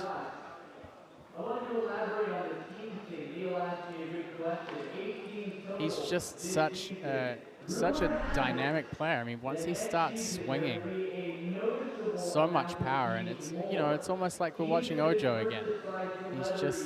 He's just teeing off. You too can compete in MLTT Fantasy, Fantasizer.com. The stats are updating, I think, after each team match. And the good thing is, if you're similar to Evan, you can enter late, so you can enter any time. And then all you have to do is talk about the weekly standings and completely forget the season standings, which are apparently that's what it's all about. not that important. So I'll tell you, even if you get to the end, get in, why not? Fantasy League for table tennis hasn't happened before. I'm having great fun with it. after the first match tonight, both you and Sean did rise into the top 50, so congratulations. You're not in the top 10 yet like I am, but there's still time. Kaku will help. Yeah, this will help. Tomorrow the action starts earlier, 11 a.m. for the first and 2:30 p.m. for the second. So first two games for Kaku. This is opposite so far to their last encounter. So then you have to question whether Jong can come up with some solutions here to take the third.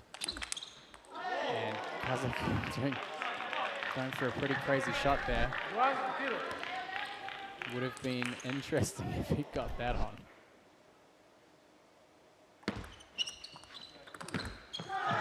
That's the rip that we've been waiting for from Jong. It's all about the setup. If he can set up his forehand and get in, there's a big difference between Kaku on the front foot and Kaku on the back foot. And it's the same for both players. So, Jong getting some early pressure here. Needs to get at least this 1 point on the board for Carolina Gold Rush to keep things even. 3-1.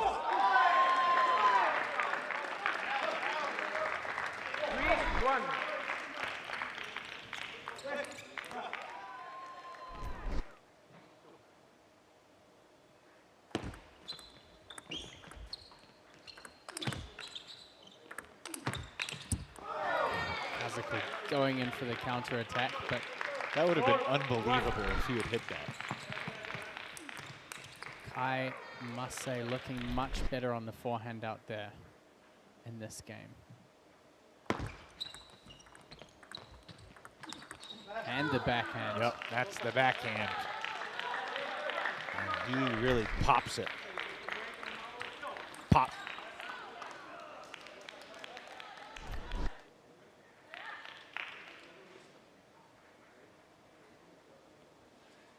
It just goes to show how important the serve and receive is. I mean, these shots were there. I mean, he has the skill set. But in the first two games, just wasn't able to get in. Right now, looking pretty good here.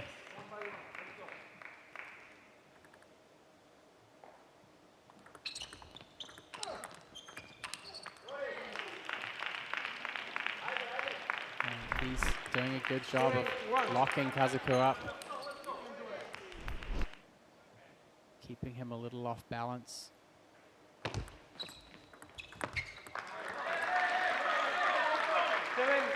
Chicago fans trying to will Alex back into this third game.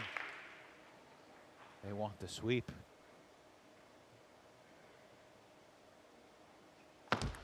Hit. 7-2. Obviously, the team lead hangs in the balance. Jong trying to tie this thing back up for Carolina. Great backhand to backhand rally and 8-2 lead for Kai.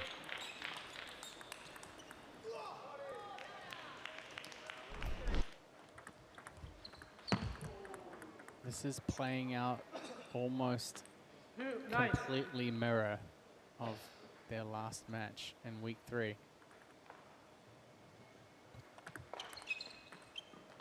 Yeah, in the reverse, right? Yeah. Because Kai won the first 2 games 9-3. close in that one, and then Kaku stormed away in game 3. Caught the edge. Everything working for Kai here after he was down 2-0. I'm sure his teammates on the bench are kind of thinking, where was this in the first couple of games? And Kaku not interested in battling back. He's going to take his 2 points to the bank. Kai Jong able to salvage 1 point for his team, and we are tied 6-6 overall. Just imagine where Chicago would be if Provost and Emily Tan could have finished off 1 or 2 of those doubles games. Chicago's taken 2 out of 3 in each of the 3 singles matches, but the doubles 3-0 sweep for the Gold Rush is the reason we are tied. Joined now by Alex Kaku. Alex, well done. Certainly in games 1 and 2, it felt like you were locked and loaded, playing great. How do you feel about, your level as you step to the table for the first time this weekend? It was okay. I was nervous in the first set. And I tried to play short balls because I know he has powerful top spins, forehand and backhand also. And it worked well in the beginning, and I had the control to attack. I could attack first.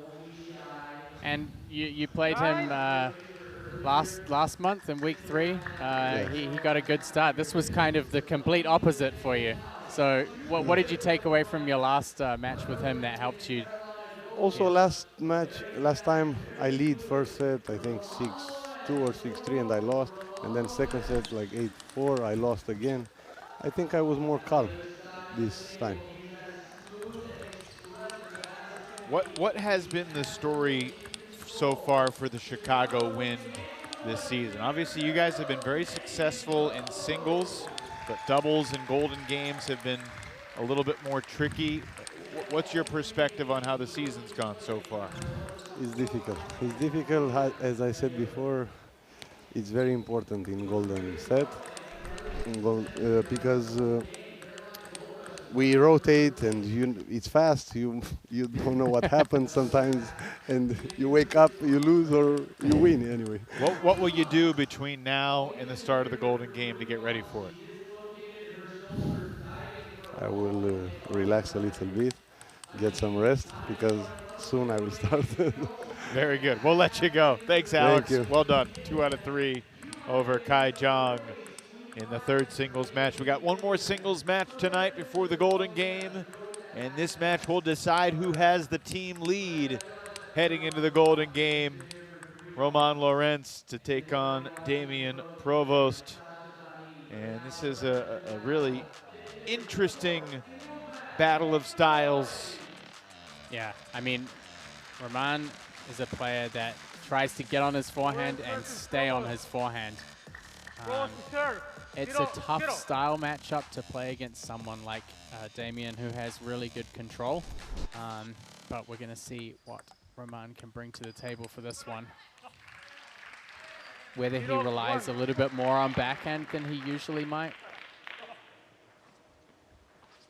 Laurence has a good record against Chicago, but both previous team matchups he faced Sasha Hine in singles. Took 2 out of 3 both times. 1-1. Meanwhile, Damien also has an excellent record against Carolina. He's 5-1 in singles against Carolina. That includes taking 2 out of 3 over Enzo last month. Yeah, and his performance in singles has been up there with, I mean, last night winning against Gorak, he's taken on the best in the league and come out on top.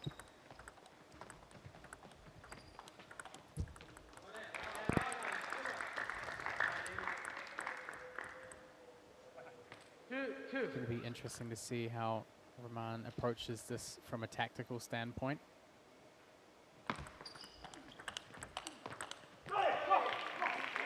Often goes for kind of more high arc, heavier topspin loops.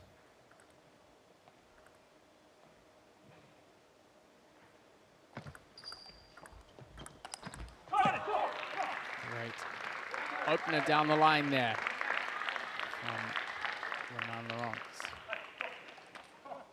30-year-old Frenchman.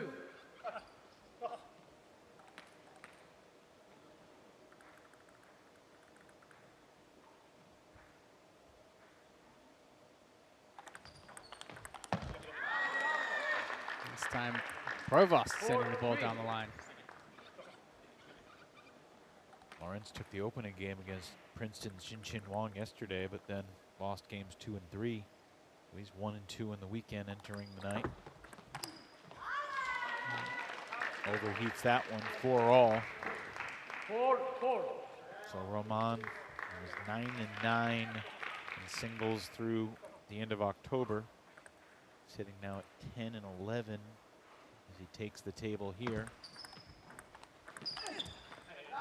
Meanwhile, Provost, a pretty impressive 14 and 7 in singles, which, as you mentioned, includes the 2 out of 3 over Gorak yesterday.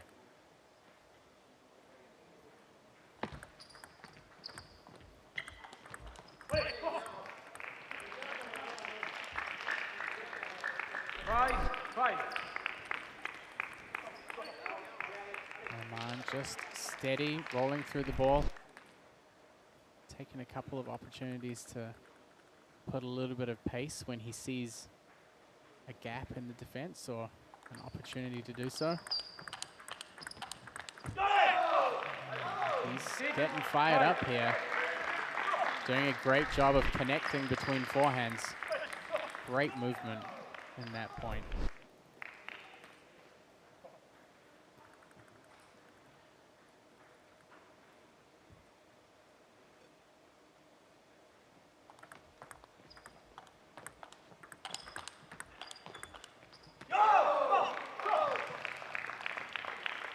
Plenty on the line here for both of these guys. Yeah, and for the whole teams. Like, a 1-0 deficit at the start of the Golden Game is far from insurmountable, obviously. But the fact remains, teams that have had the lead going into the Golden Game are 19 and 8. And in the 3 matches this weekend, that did not catch Provost with a point. 6-7.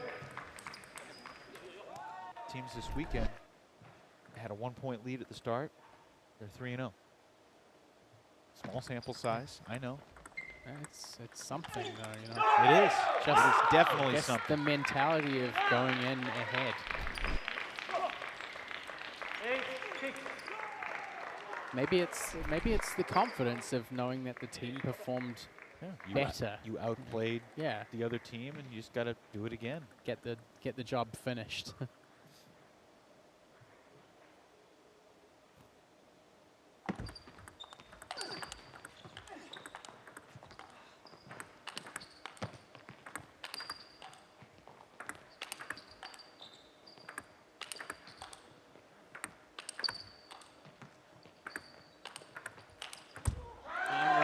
Tries to get back in with the forehand. Provost just as steady as ever.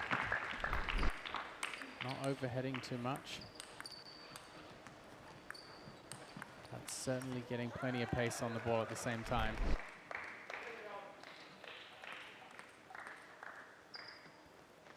Tight opening game here. 8-7 Laurence.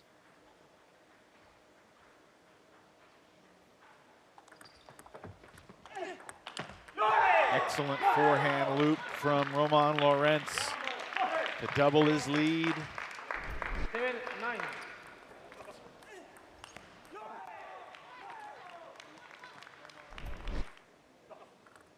Short and spinny. Provost returned it long. And that is beautiful.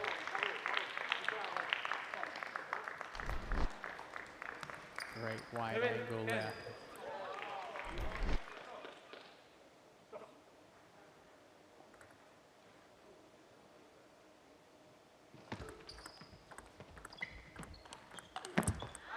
Provost Fades it out to the forehand corner.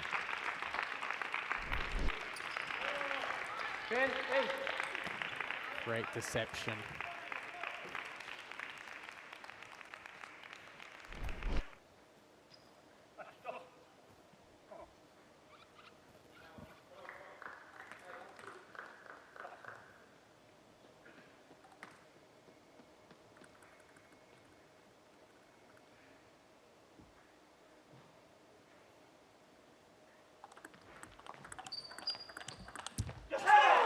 That's game.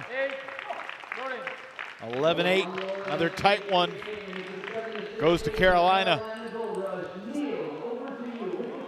Big fight there from Roman. Saw some fantastic forehand movement. Just great combinations of forehand attack in that first game from Roman. Before we get to game 2, I just want to revisit the East Division standings. This is before this Carolina-Chicago match started. I mean, look at the singles record. In this match, Carolina, or Chicago's now 6-4 in singles here. You add that to it, they've got 51 singles wins. That's more than anybody. And yet the Golden Game lack of success and the doubles lack of success, they're now 6-18 in doubles. It's really been tough for Chicago, because from a singles standpoint, they have been the best team in the division, and yet they're near the bottom. Yeah, and I guess it's a painful painful lesson for them, but it does encourage that movement that we've talked about, that movement towards more team oriented, and yeah, the doubles in the Golden Game, more team oriented, moving away from the individualistic singles competition that that has really been the foundation of table tennis here in the US. So, yeah, I mean, it's a great stat for them. Having those singles wins is great, but in this competition, Roman wants a new ball.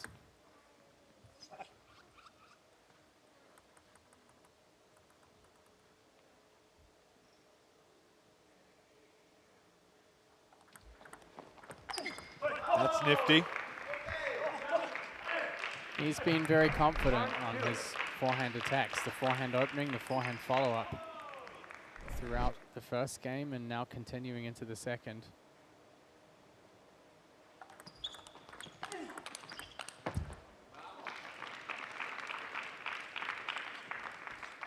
Provost, one of his biggest strengths is that forehand counter.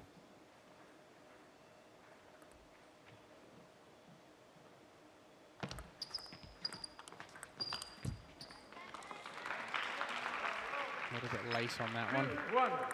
It is interesting, over the first couple days, it feels like everybody's kind of beating everybody else. No one is dominating here. Everybody who's played has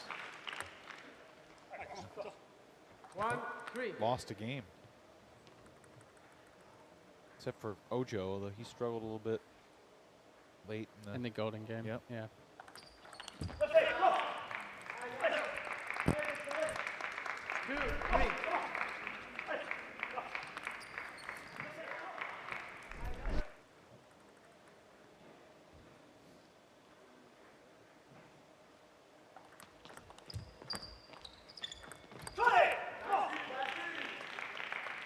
Good hands there from Roman to guide that net ball back in.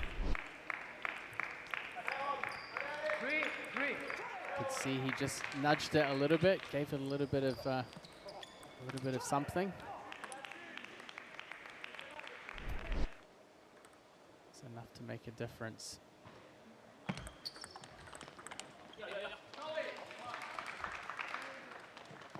Provost doing his best to pick himself up here. Looking for the backhand of Roman Laurence. It's been hard to find. He's been playing some great forehands. That one, Provost was ready for. A couple of great forehand counters this game. Another good example.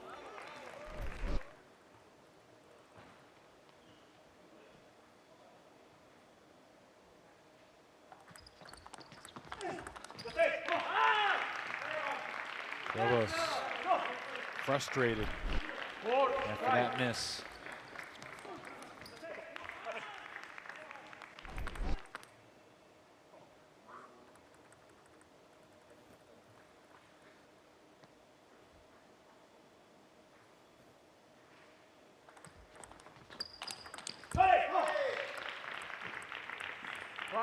Right.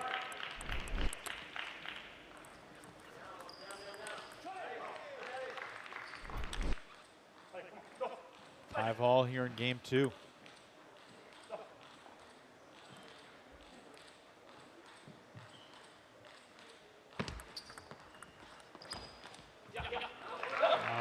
Very, very low forehand opening there.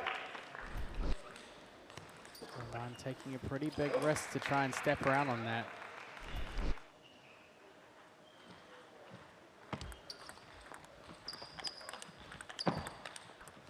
That caught the edge, and it's a Provost point, and he leads 7-5. The two benches right now could not be more different. Everyone from Carolina's chilling, hanging out.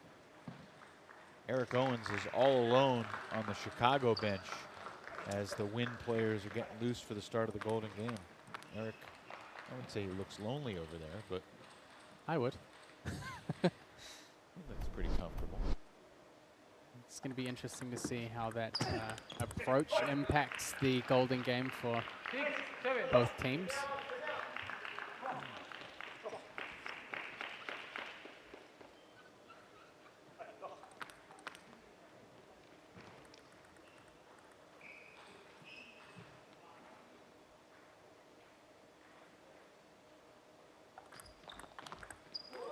Excellent forehand. Nice little misdirection on that. Those forehand fade shots from Damian Provost. Really high level execution. And again, Provost just steady with the opening topspin, looking for the backhand of Laurence.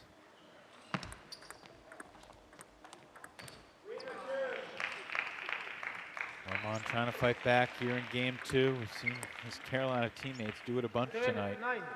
Coming from behind in games to win.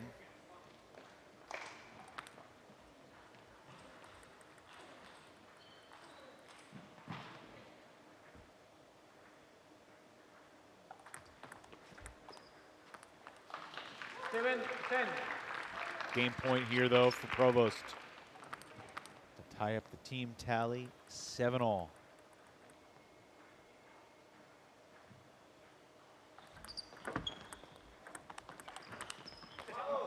Not yet.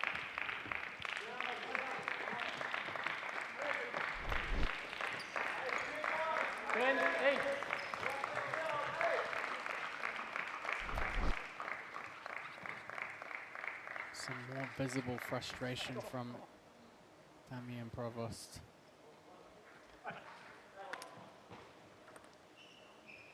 Knows he needs to take the second game. Oh, great shot by Laurence there. And all of a sudden it's 10-9 and things can get a little nervy in these parts. I'm nervous for them and I'm not even playing. I'm up here. Deep breath. Big serve. Oh, Laurence battles all the way back to 10-all. Great pickup. It's so risky. Look at how much he clears the edge of the table to get around on that forehand. To create that angle, you have to give up so much of the open table, and the risk pays off. I was wondering if we were going to get a timeout there. We do.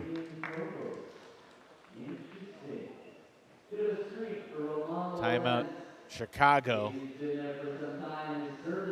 After Provost had the 10-7 lead and Laurence has fought back to tie it. One more point. What do you think about the timeout call with Just the one more point coming up here will determine it. Really a little bit late, I think. It's a lot easier. 10-9. 10-8 even. You know, I mean, it's an important point for them to close out, and it's difficult, you know. Calling a timeout at 10-10 when it's 1 point, and it's one universal point, it's tricky because you can come back and it's like the Golden Game. When you have short point sequences, anything can happen. So, yeah, and especially with Roman holding the serve, it's pretty hard to plan. You can plan for possibilities and take some educated stabs at what might, how things might play out, but yeah. Let's see what happens. 10-10. The umpire's ball toss hit the edge of the table, forcing Laurence to chase it down. Gives them an extra second or two to think about it. Golden point.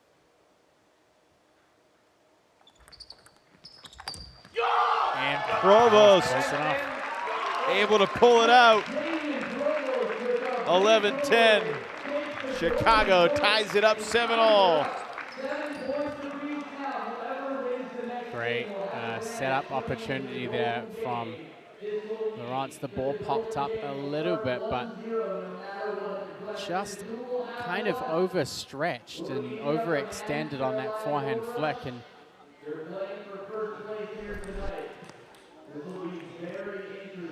let's see Jong throw his head back on the bench there. A big opportunity for Roman Laurence to double down on his first game, but Provost holding steady there under immense pressure. Opened up a great lead and held a pretty good position there at the end of the second, but yeah, a risky 10-10 timeout from Chicago wind bench pays off, and it's going to be 7-7, and we're going to see another 8-7 going into the Golden Game again this weekend. That'll be the fourth in a row. Fourth time in a row, it'll be 8-7 one way or another. Fans enjoying it. I mean, this has been a really good day of table tennis. The Princeton, Florida match, and now this one. 0-0. Almost 60% of the games overall have been decided by 3 points or less. Laurence off to a good start. 0-1. Try to respond to losing Golden Point.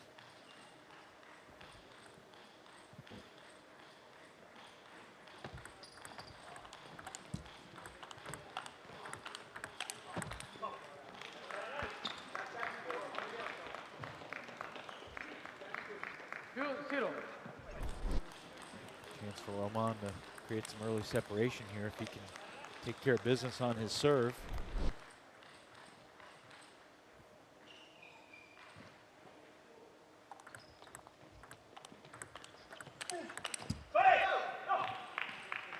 He's had more great success with the forehand. 3-0.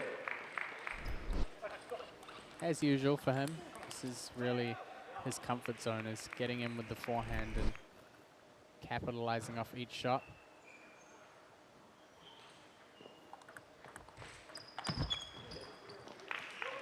Missed opportunity there to go up 4-0. Takes a little pot shot straight down the line there.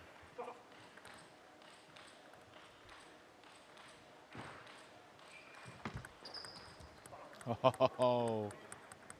1-4. Better at 3-1 than 10-9 for that to happen, but still stings if you're Damien.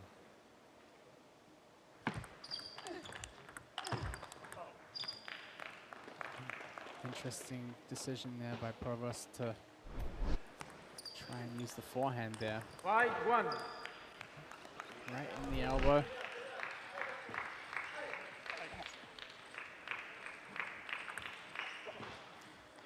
Around this time every match, I start thinking golden game order. What the coach can try and do to take a risk, create a mismatch. If you can create a mismatch where you feel like you can go 4-0 or 3-1 and the other player that's maybe a slight mismatch can pull out a 2-2, I mean, that could be the difference. Yeah, I mean, so much thought going into the order for the initial lineup and the golden game.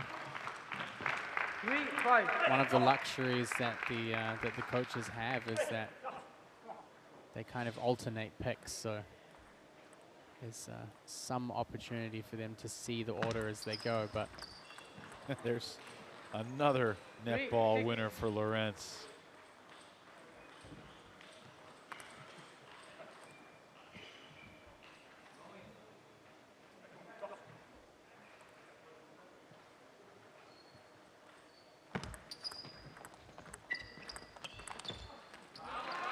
Provost continues to fight. Scrapping and clawing here in game 3.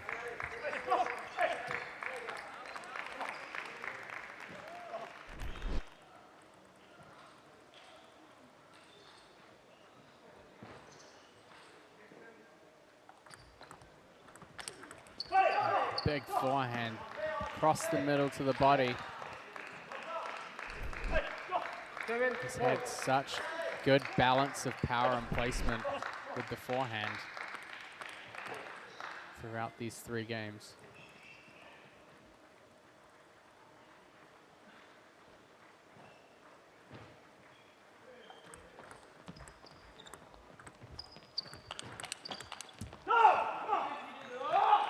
Provost with the counter. Laurence controls it well with the backhand. 4-8.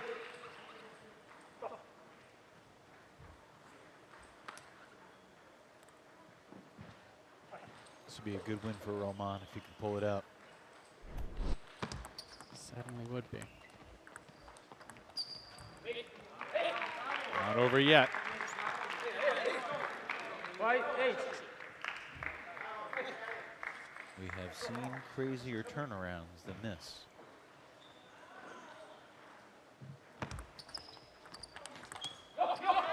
Provost back within 2. 8-6. The lead heading into the golden game, hanging in the balance. 8-6, timeout. And we get a Carolina timeout after 2 straight points for Provost. And Laurence will chat with his coach, Alex Yang.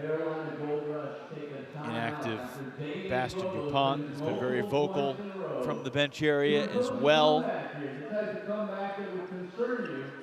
A reminder that over the course of the first 2.5 months of MLTT, the team that has had the lead going into the golden game has won 19 out of 27 golden games, 2/3.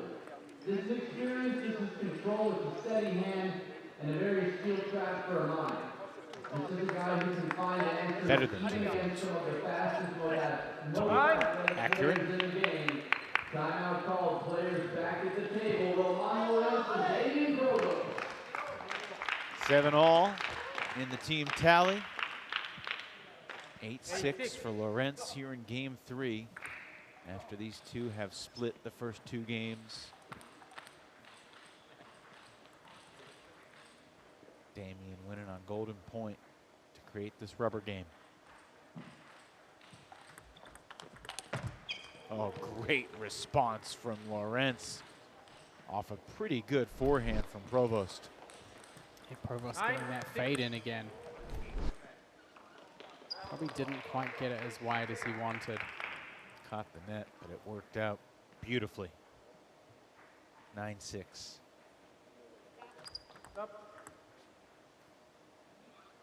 First time tonight the umpire has issued a warning for the height of the ball toss. Interesting time to do it. Yep, ball toss has to be from the hand. I suppose it's nice to get a warning rather than just to call it a Yeah, they're usually pretty good with giving a warning first. Not all umpires will. Some of them will take a point straight away. The angry umpires.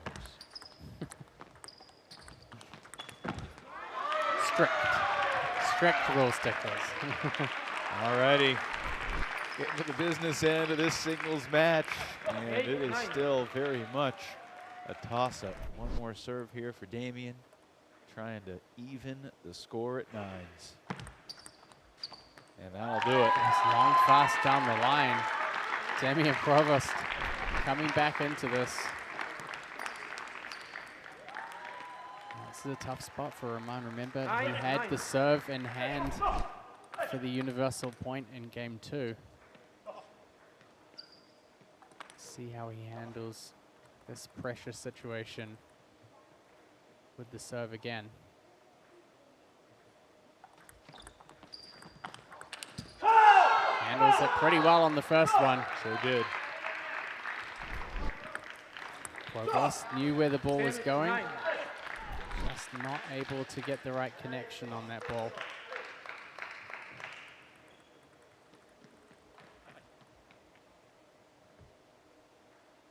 Game point, Laurence.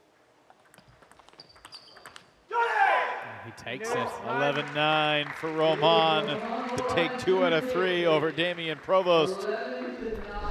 Tremendous battle between the two talented Frenchmen. And it's Carolina that will take the 2-1 win in the singles match and make it an 8-7 lead heading into the Golden Game. Really superb play from Roman Laurence.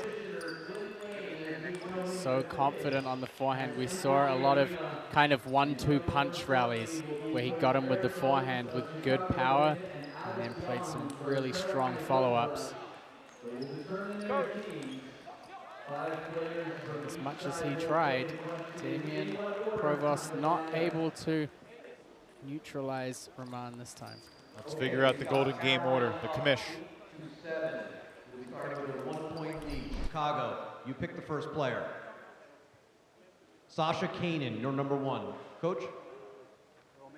Romain Laurence, you're number 1. Number 2. Enzo Angles, you're 2. Damien Provost is your 2. You're 3. Daniele Pinto is your 3. Kai Jong is your 3, your 4. Jeremy Hazin is your 4, making Hong Lin your 5th, your 4. Emily Tan, excuse me. Yep, making Kazaku is your 5. Okay, good luck, coaches. One of the more interesting Golden Game orders we've had in a while. The lineup's completely shuffled and jumbled. We'll get the cross-gender battle in the 4 and 5 slots. We get the first round draft picks, Enzo and Damien meeting again after Provost took 2 out of 3 from Enzo back in October on his birthday. And we begin with Roman, who just won 2 out of 3 over Provost against Sasha Hine, who played so great against Enzo earlier tonight. This is a spicy Golden Game that we've got for us to finish off this Saturday night. Yeah, absolutely. And one of the discussions amongst the other teams has been the influence on the Golden Game that Hong Lin has had. She's been so strong against the other female players, and there's been this question of should they change up the order? You know, should they stack their female player against another one of the male players that they might be able to sneak some points from and put somebody else up against Hong Lin? So this is a very interesting strategic decision from Eric Owens to really shake up the order here, and pretty interested to see how it works out.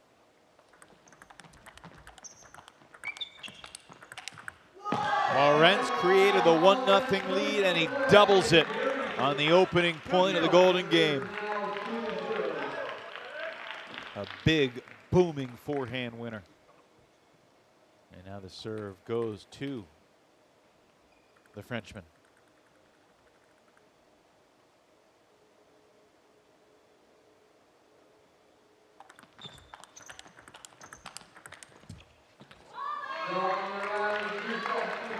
start for the Carolina Gold Rush. Hane so strong in his first singles match, but it was an hour and a half ago now. I like Alex Yang sending Roman right back to the table to start the Golden game. Different matchup, who cares? He's hot, he's feeling it.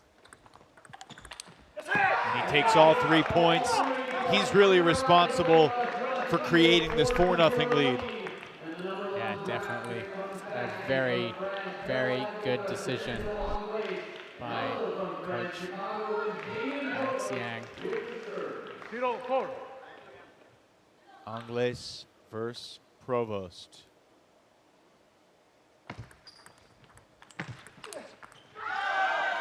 Chicago on the board here in the Golden. 1-4.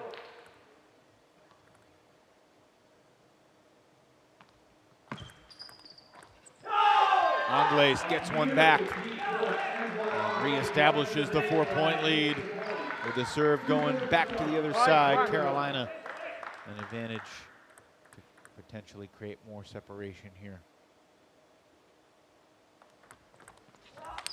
That's nifty. Big time stuff from Enzo Angles. He said it himself, they will go, they will go. He has confidence in his big shots.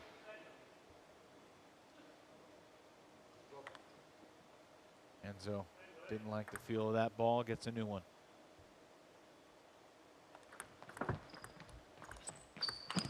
Missed it. Goes for the shot, but not quite there. Provost able to split the sequence. 2-2. Now, Daniele Pinto against Kai Jong.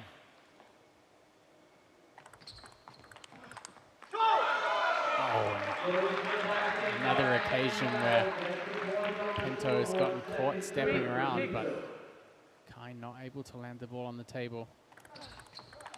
2 straight for Daniele. When these two guys played singles against one another in September, Kai Jong swept Daniele 3-0, but all 3 games were super close. All 3 decided by 3 points or less. There's that big forehand that we saw from Kai in the 3rd game of his singles match. 7-4.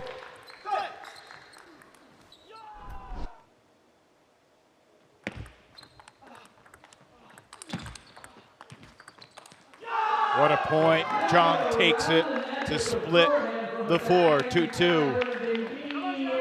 Really risky play from Pinto to try and take that outside angle. Big turning point there. Pinto gets the 2 with a little momentum. Jong snatches it right back. And now Emily Tan, Jeremy Hazine. Great stuff from Tan. Things could get interesting. You have a player like Jeremy Hazine who loves blocking against Emily Tan, who loves to hit the ball hard. She just moves the ball around looking for that chance to get in. That one sailed long. Hazine splits the 2 points on Tan's serve, and now he gets a couple on his paddle at the start.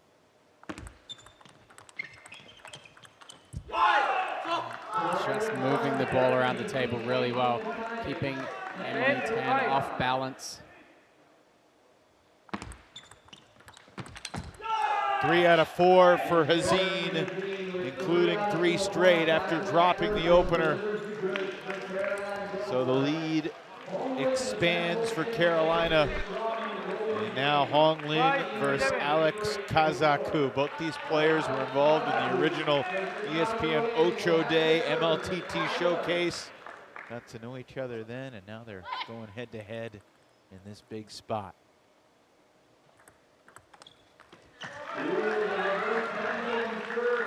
Good start for Kazaku.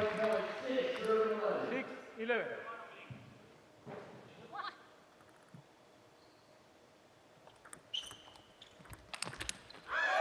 Big forehand wind up there. Excellent 3rd ball attack. 7-7. Not much Hong Lin could do. So it's a 4-point game. Back to Lin. Oh, great response. A beautiful block, angled perfectly. Kaku, such a big swing, but left a lot of table open there.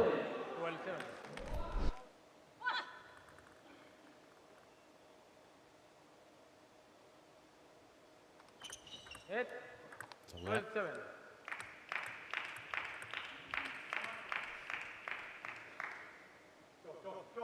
Will it be a 4-point game or a 6-point game as we head back to the top of the order?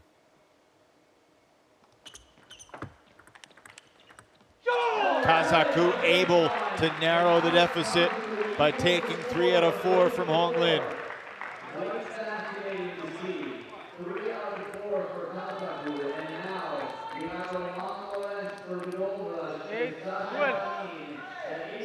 So giving some words of reassurance there to Hong. Only person on either side that doesn't have a point yet in the golden game is Sasha Hine, and that streak ends now. And Chicago's creeping back into this thing after trailing by a bunch early. Sasha Hine with one more serve. And he gets it to a 2-point game at 12-10.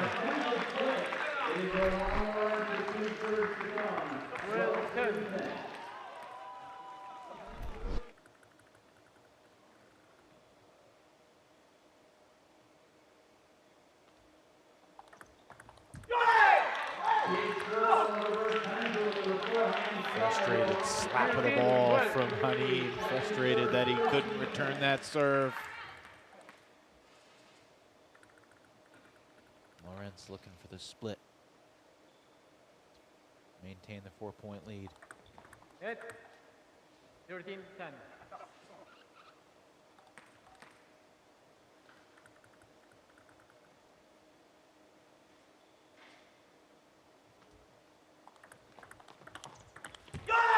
He'll get it.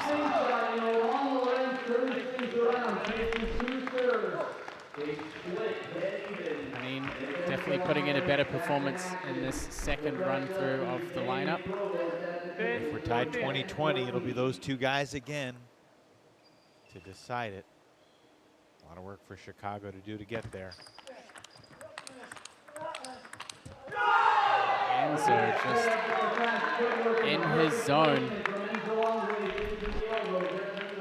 Getting those powerful forehands in.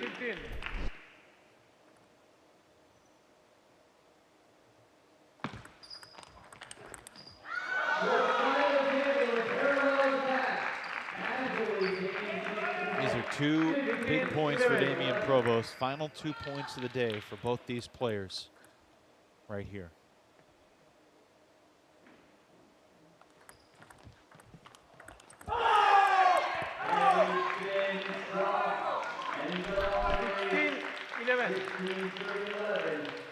Enzo just solid on the forehand openings.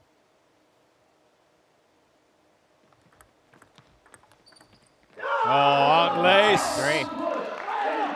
3 out of 4. 6-point lead. And Chicago needs Daniele Pinto to make something happen against Jong. That's something. That's something indeed. Just the speed that he gets off the serve into the forehand follow-up. Jong responds.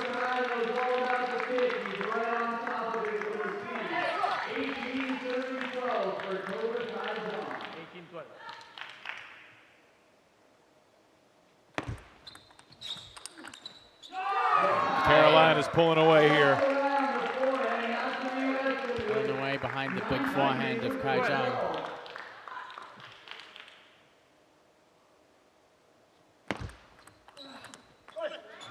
Pinto earns the 2-2 split. But now Jeremy Hazine with a chance to close this thing out. He got 3 out of 4 points against Emily Tan last time.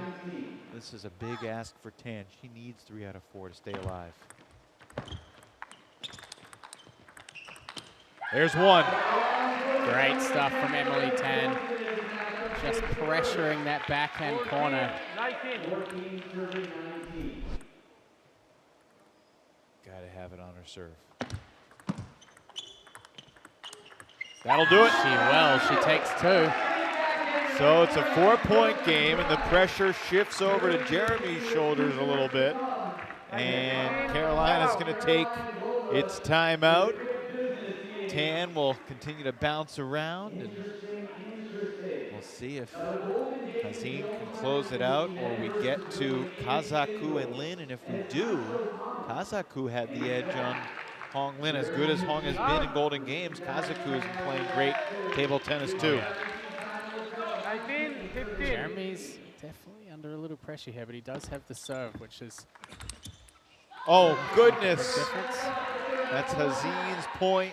20, 15. Caught the net, sets up match point Carolina. That'll do it. Take it. Hazine finishes the night for the Gold Rush. Another 14-7 win for Carolina, and this puts the Gold Rush back atop the East Division standings as Hazine finishes it for the Gold Rush tonight. Some fantastic matchups. Definitely felt like at times the Gold Rush was certainly challenged, but again at the end, just bringing it together. The team just bring it together for the Golden Game and really brought it home. And again, that 1-point head start, just a different mentality. Carolina Gold Rush victorious again. Come on by to get your pictures and autographs with the players. And we look forward to seeing you right here live tomorrow. 11 a.m. the action begins. So Carolina will take on Florida first thing tomorrow morning. 11 a.m. Central, it'll be noon Eastern, and that'll be a game for first place. Gold Rush go to sleep tonight atop the table, and Alex Yang joins us now. Alex, another intense battle. It was particularly interesting to us how the Golden Game order got all shuffled around, no rematches from what we saw earlier in the match. What was your kind of mindset as you created the Golden Game order coming out of the gates? The Golden Game order depends on what is before they did. So today, Kenny against Angl, I think he used to Angel's strategy and the style. So I tried to put Romain, because Romain, I saw his last match, he was very good form, and also he was very hot hand. You know, it's warm hand, so I think he can get a lot of points. So then I put Kaizhang against Pinto, because Kaizhang has more confidence play with Pinto, all the styles. So I just like flip all the players. One of the things that I noticed in the last singles match, the entire Chicago bench were out on the tables practicing. You kept your team on the bench. How important is it for you ahead of the Golden Game just to make sure that your team are there behind each other for every single match? It's table tennis. This is a team match. So if player get a lot of people support, he will get more confidence. So why we win, we feel we like a family, like a friend, like a team. So. What can you say about Roman's effort today? That felt like a really big win for him against Damian Provost, and obviously he was able to carry it over the hot hand, as you mentioned, in the Golden Game. Roman has more confidence. It's very good strategy. And before we match, we prepare. We know Damian has very good backhand, so we most keep his forehand short and forehand deep. And then Roman need a lot of service attack to his middle and forehand. So the right strategy, so we have to win. As you go to sleep tonight, what will be the biggest things you're thinking about as you get ready for the Florida Crocs in a battle for first place tomorrow? Again, I told before we try to win 3. It's like one more match, so we will forget the 2 matches we already did. So prepare for tomorrow's, because I think we have a chance, but I may change something tomorrow. Look forward to seeing what transpires. Alex, well done tonight. Congrats. We'll see you bright and early tomorrow morning. Thank you very much. Thank you, Alex Yang, as the Gold Rush get the 14-7 win for the second straight day. They take down the home team on their home turf. We got Jeremy Hazine with the headset. Jeremy, Emily comes out swinging against you in that golden game. She wins the first point, but you took control from there. What was the key to get the victory for you and your team tonight? Yeah, so basically, like, I just wanted to make sure that I need to hit winners in order to win, because I expected her to miss the ball and just win the point because of her error. But the coach told me very clearly, if you want to win, you have to hit a winner. And of course, right now I'm not in the best of shape because I'm in college and I'm not training much, so I'm not very confident.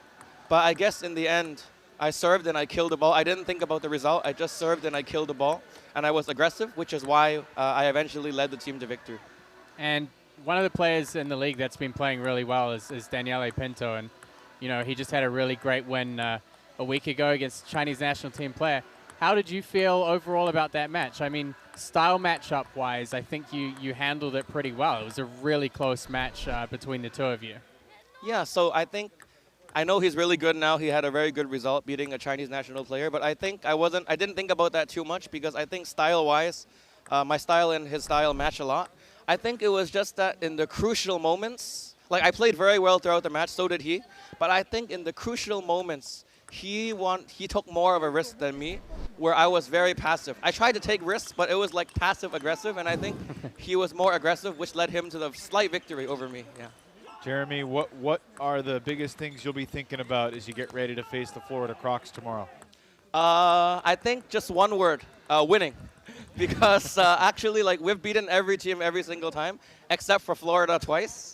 So I think if we beat Florida, and as of now, I think we're #1 on the standing. So if we finally beat Florida for the first time, we're going to be #1 by a lot. So I hope that we win. That's the only word I'm thinking right now, winning. That's well said, well articulated. We'll leave it there. Thank you, Jeremy. Thank you. Good You're job welcome. tonight. We'll see you tomorrow. Thank you. That's a pretty good summation of where we are in the East Division right now. We can show you the numbers. Carolina has a slim Cool 100. lead. Their 2 golden game losses, I believe, were to Florida. And that is the reason they're not up even more in the standings. But I mean, look at Chicago. The singles record is better than anybody, and yet they're a long ways away from a playoff berth right now. And we got 2 interesting matches tomorrow to close the weekend. The battle for first place, and then Chicago and Princeton. One of these teams doesn't need just a win. They need a big win to try to get back into the race. Yeah, definitely excited to see the top 2 and the bottom 2 in the division go head-to-head. They have a lot to prove. All 4 teams have something big to prove in these Sunday matches, so it's going to be a big day. Really good day of table tennis today. 60% of all the games played were decided by 3 points or less. That's a big bump up from what we've seen. A lot of golden points as well over the course of the day. 1 out of every 5 games was decided by 1 point. So hopefully that intensity continues tomorrow. We'll see you noon Eastern, 11 Central for Florida and Carolina, the battle for first place in the MLTT East Division.